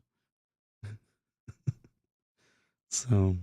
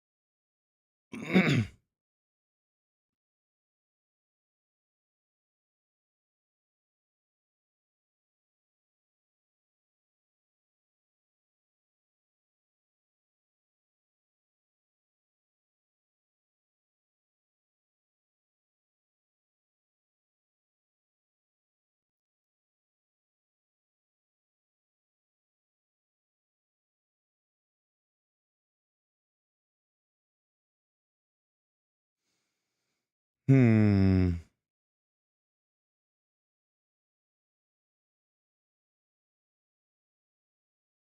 So I'm wondering over here when I'm looking at the 10-year, looking at a chart of a 10-year. So is this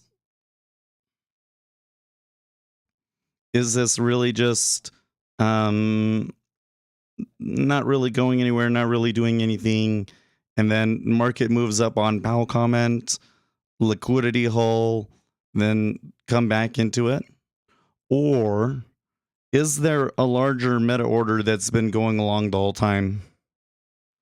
You know, the some buying force in the market that we could have been buying around 7 o'clock from.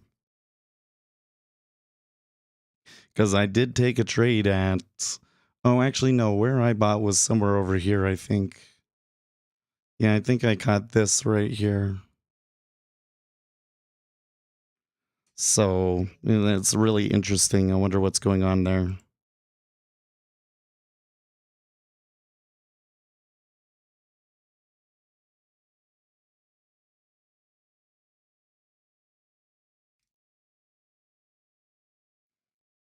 I'm so excited, guys. I found a new friend on LinkedIn. LinkedIn is the shit, dude. I love it. Machine Learning Utah. And so like Python.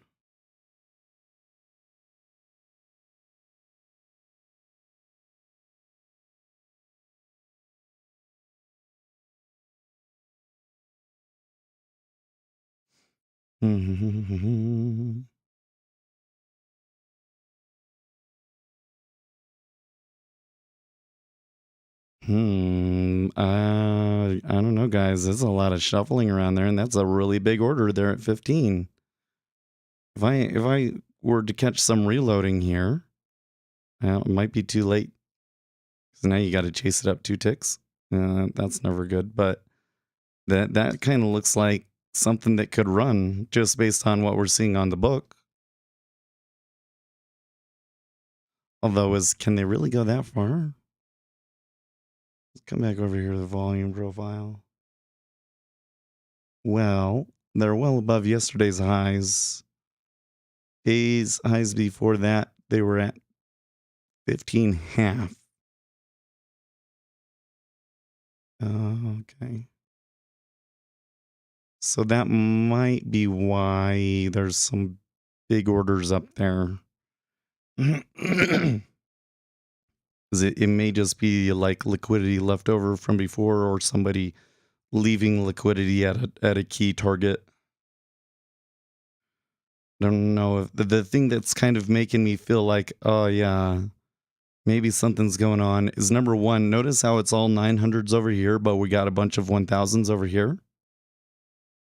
So there's all these liquidity providers expecting it to go up there.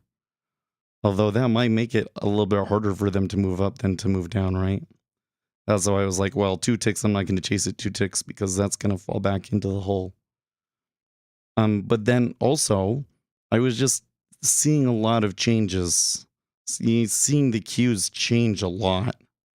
There's just a lot of level 2 activity in general over here, which is a little curious. So that combined with the increase in liquidity on the offers kind of makes it interesting to me.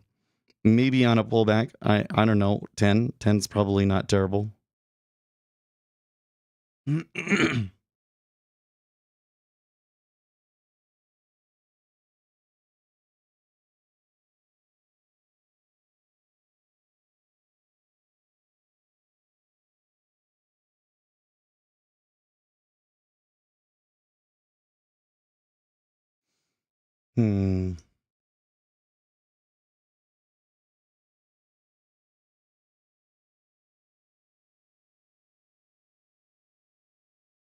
Why do you end your stream so early? Oh, well, I have a day job. So it's not early for me. It's like 9 o'clock. That's like a late start. 9 o'clock. That's like a late start to work. But the whole thing is come in, trade the treasuries during their most active time. After 9:30 my time, 11:30 Eastern time, is basically when the London market closes, and there is considerably less activity after that. So we are streaming the most active part of the day, and that's what the time of it is. You know, I suppose if this was all I was doing, if like the setup and streaming was enough that I made enough money to live on just from the streaming or something like that, maybe it would justify it for me to stay on until the S&P 500 closed. I don't know.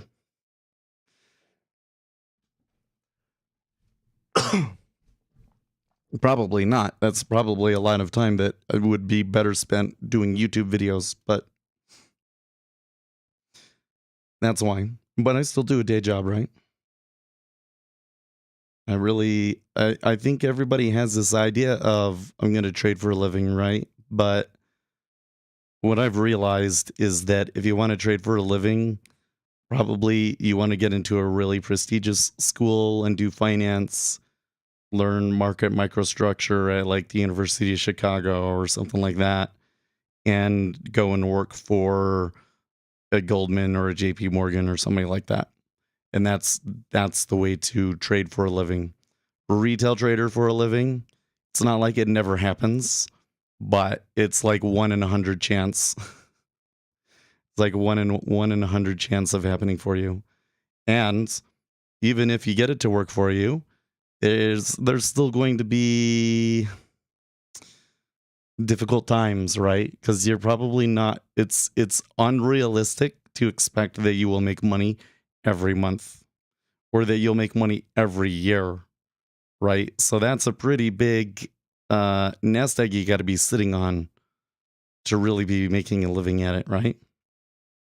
A lot of the people that I've met through this channel that were kind of to that point usually had another form of income still, like their wife worked or something like that.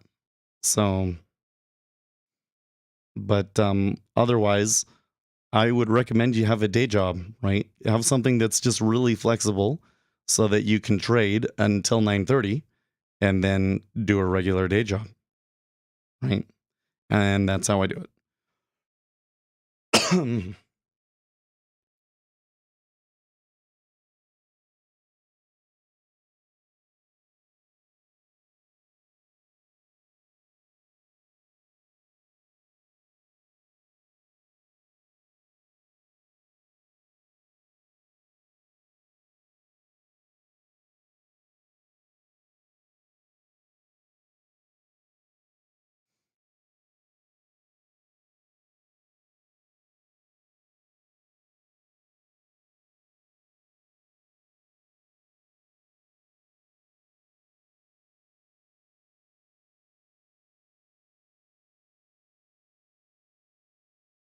Well, I said 10 wouldn't be bad.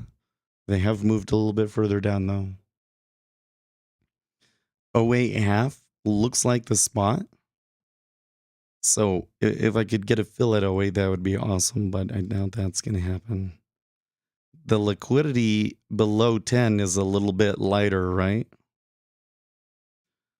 So it would not be very difficult to move outside of this.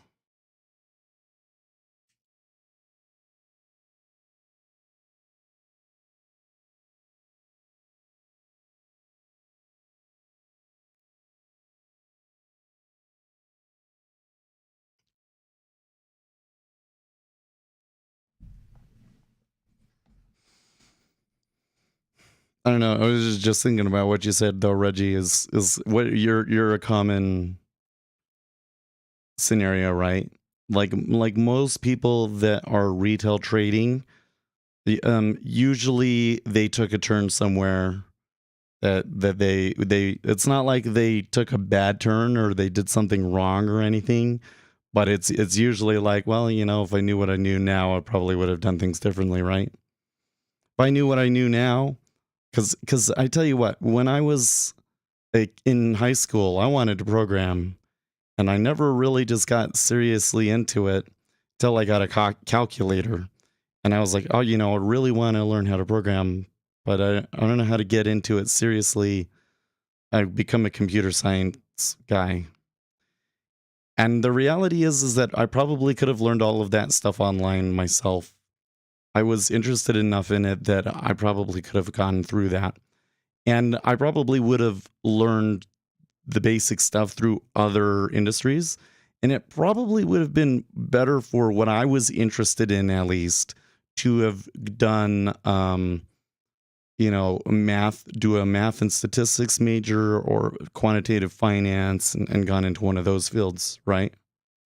So, right, that's kind of the scenario is if you're trading, if you're retail trading, it's either that you're like super rich and you don't know what to do with it all now, or you kind of took a bad step somewhere along the way that wasn't actually in line with what you ultimately wanted to do. Because otherwise, you would have gone to school, you would have been the best, and you would have gotten hired by a big firm, right?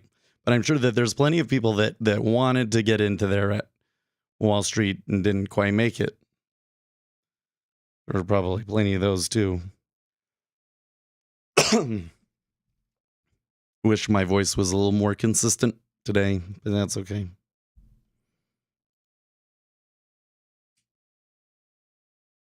All right, that was that. And that was that.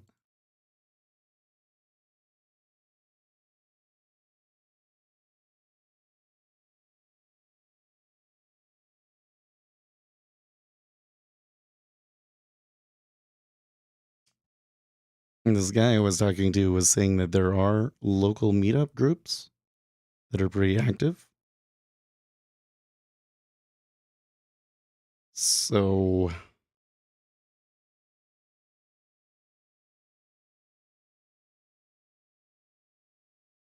I should. Oh, it says no upcoming events.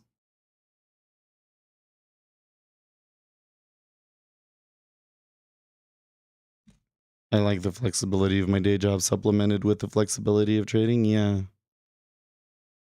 Well, I mean, I just love trading in general, right? So here's the thing. If I was only trading, then I would, my current life situation would be perfect. Like really just trade 2 or 3 hours in the morning and then have a regular computer job during the day, programming, engineering, whatever, right?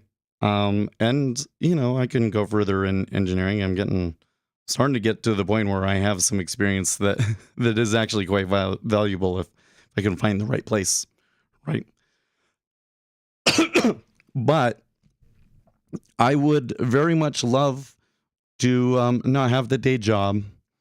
Why? because I want to spend more time on YouTube. Is the thing is I want to have more time to make content for you guys.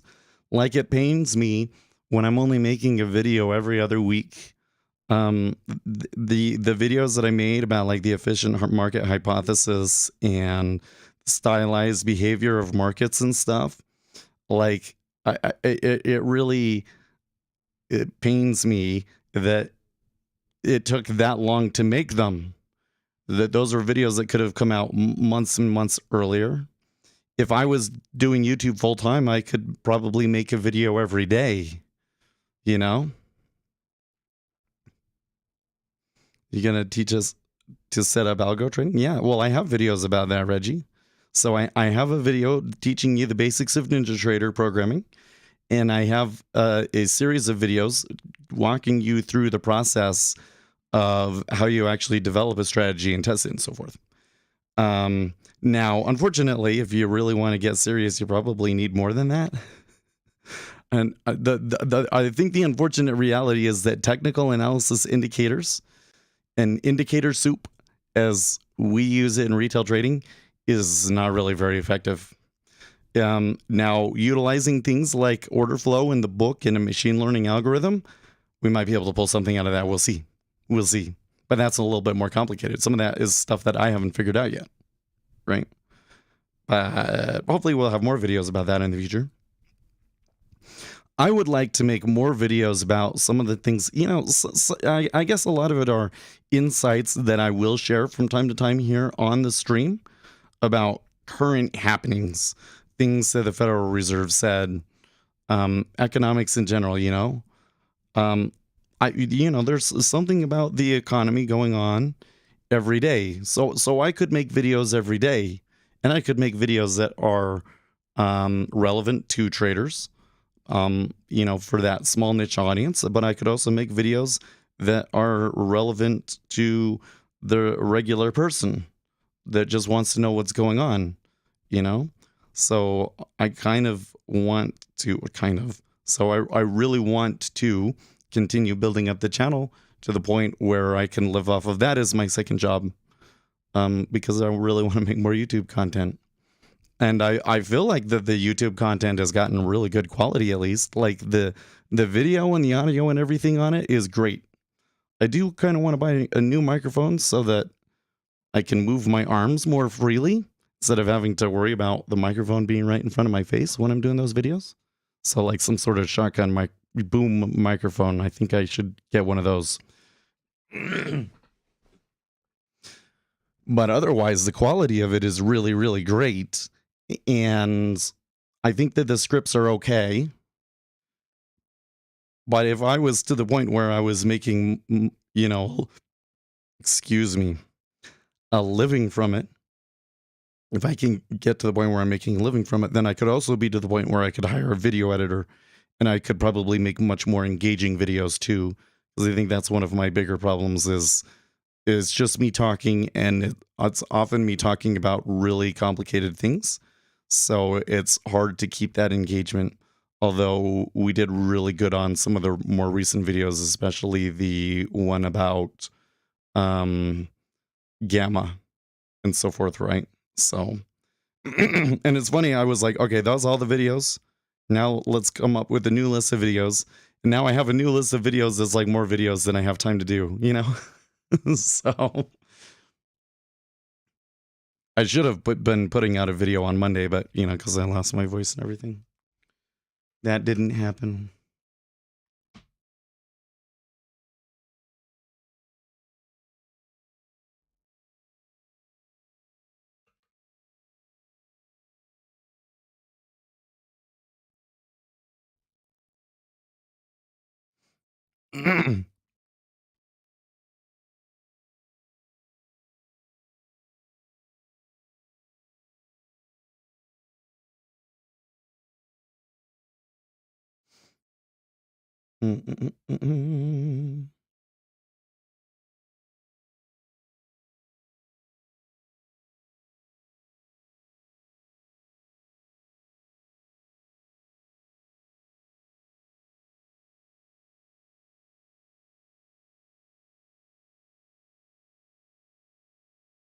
Well,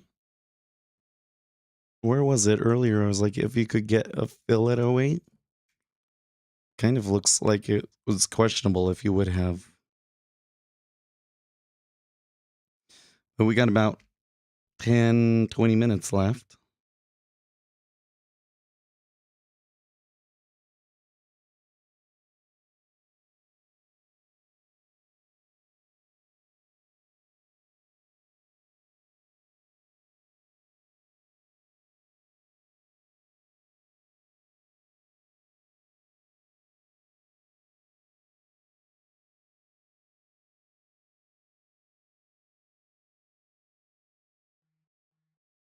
That's really weird.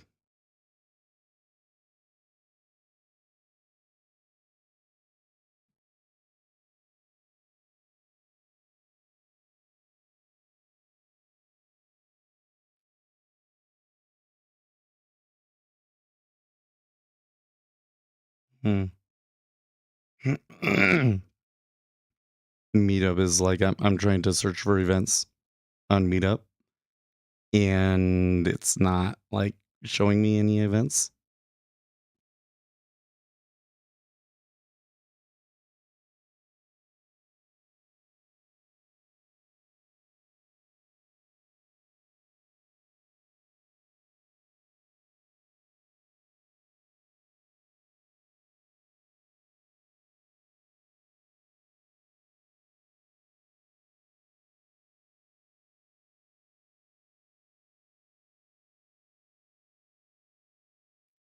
Oh, Reggie, thank you very much. Super chat, wow.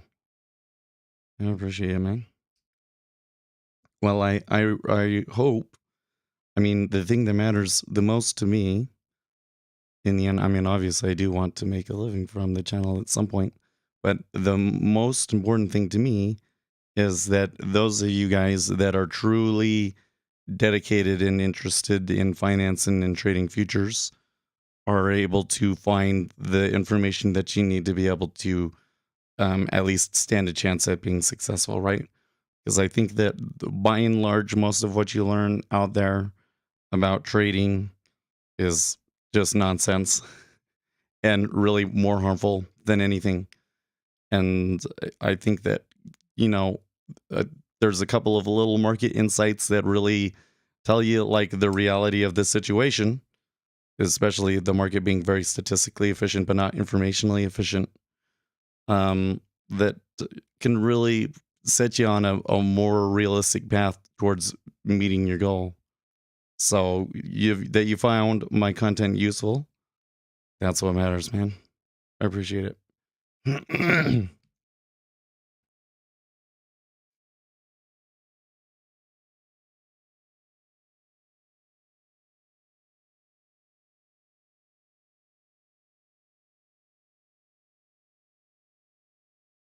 Hmm. Okay, so the next Python is August 3rd. Maybe I should go do that.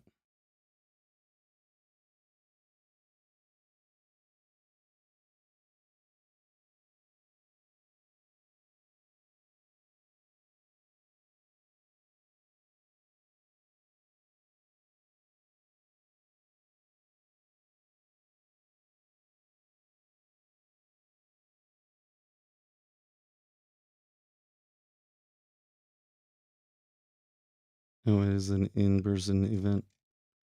Cool. At 10.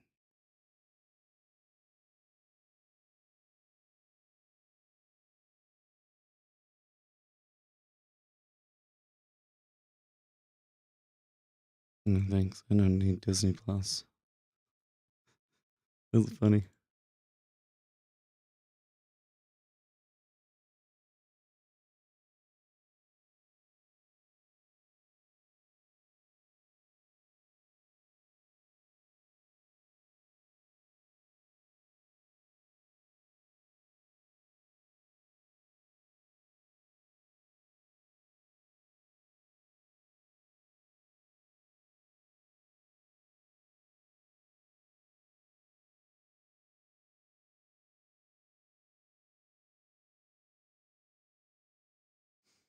Hmm.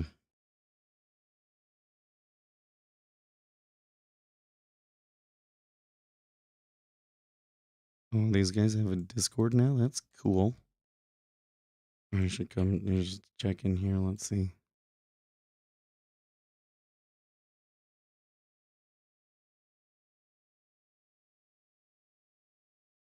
Cool.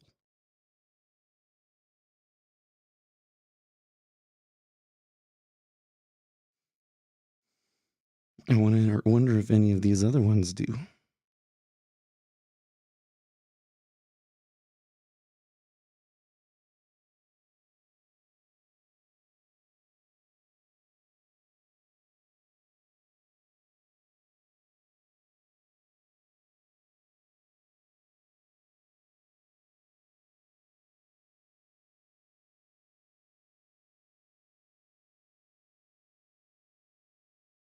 Nope, these guys have a Slack.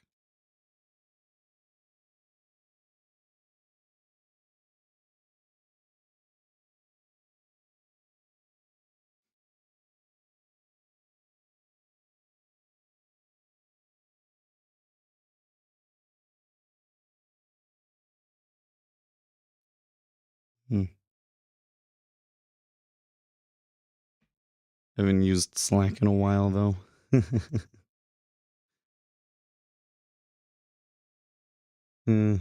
Here's another one with a Slack.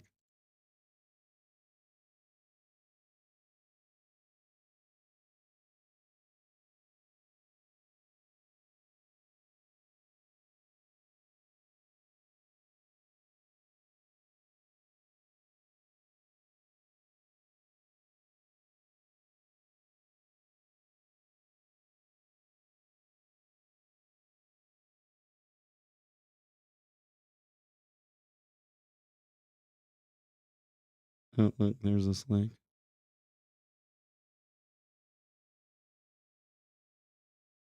Oh, no longer active.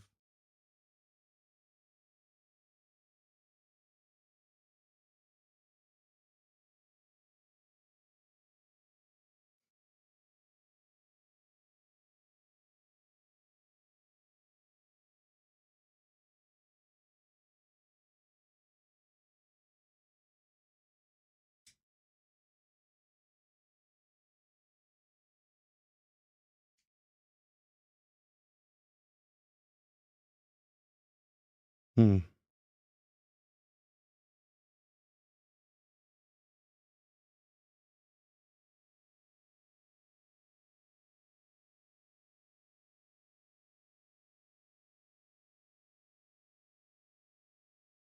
Hmm.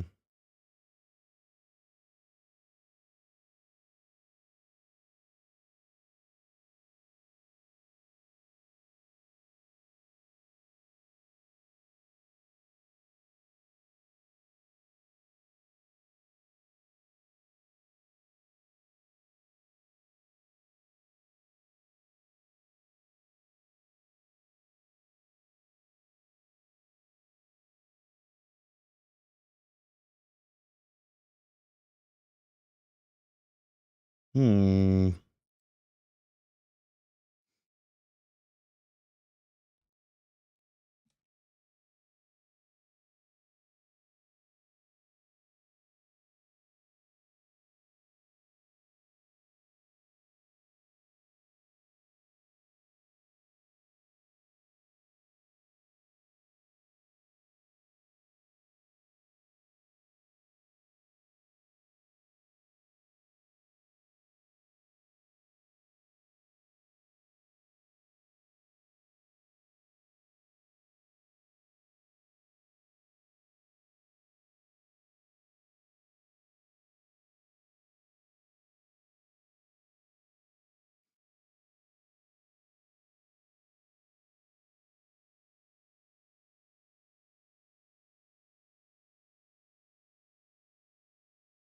It's kind of interesting. Some people still like to use Slack, but I guess a lot of companies, that's what it is, right?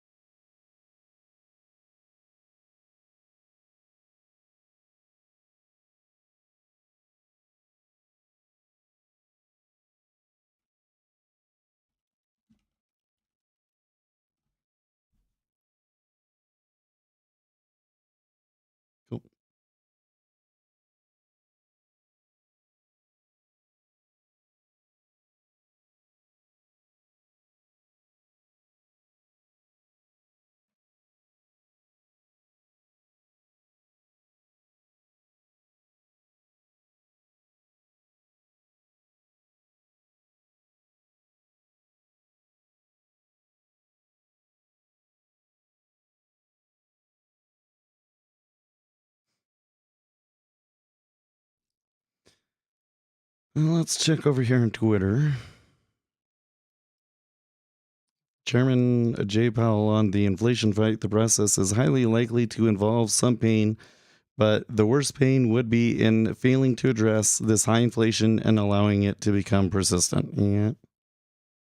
You think there's been too much reliance on monetary policy? Yes, I do. There's been too much focus on demand management and not enough on things that will make us grow at the maximum sustainable level. It's true. But what would be the things that would make us grow at a maximum sustainable level? Right? Better energy policy, basically.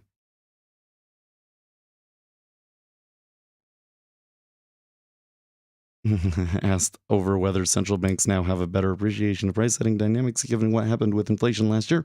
Powell responds, "We now understand better how little we understand." Yeah.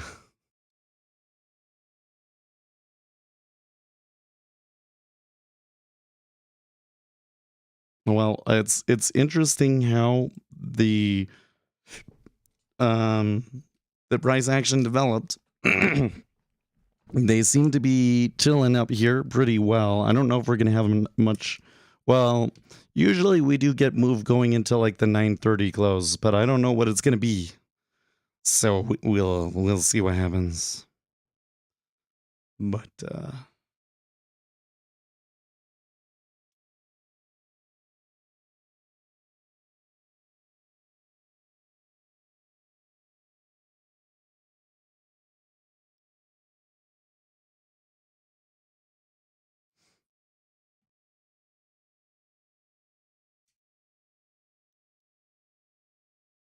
still seeing headlines from the media that don't take into account the latest developments on the January 6th hearings. Not that it really matters all that much.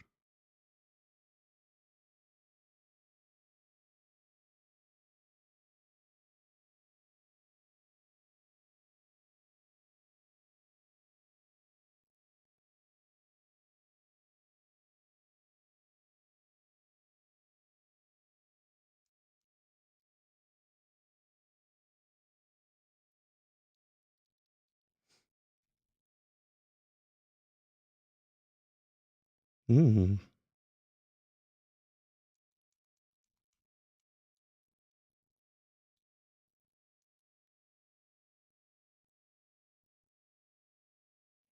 Wow, that's cool. One of these guys on LinkedIn. Oh, my econometrics paper has been cited 300 times. Other studies, that's awesome.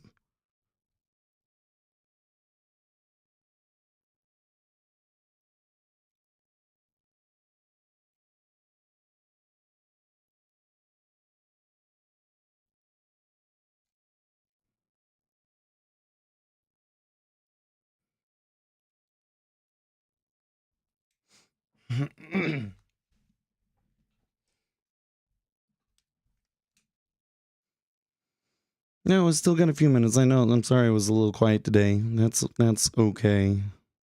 I was doing useful stuff, at least for me. It's kind of like that in the summer, right? Things we gotta prepare ourselves so that we can kind of ramp things up in September when markets get a little bit more interesting again.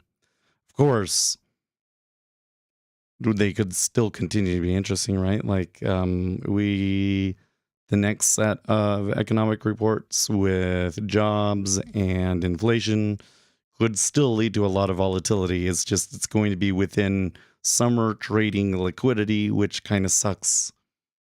But it does mean if you catch a trend, you can make a lot of money off of it. I don't know, was what you could have made today that worthwhile? It was okay. It was okay. You could have caught a 10 ticker on that somewhere in there.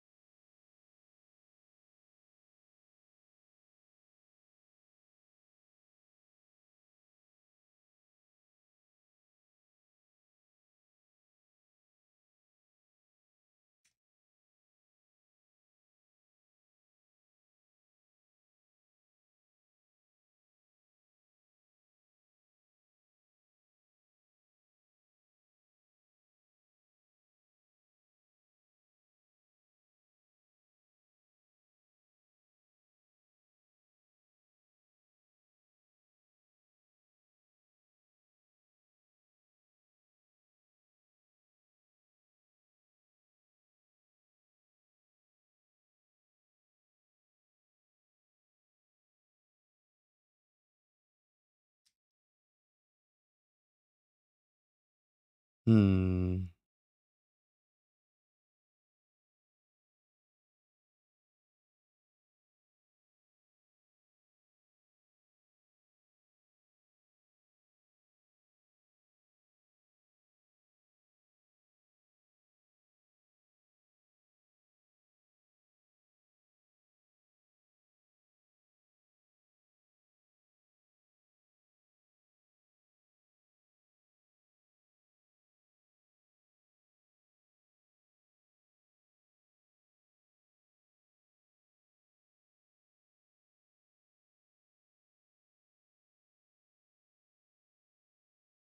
Is there anything going on here in chat?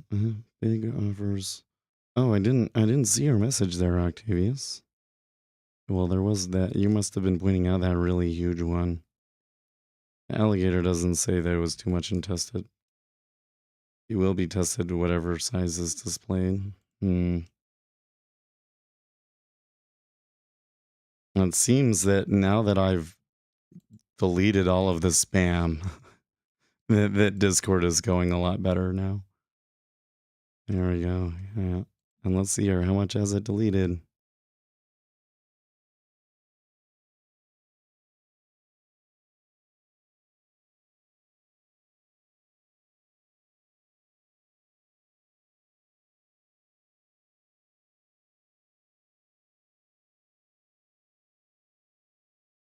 Hmm.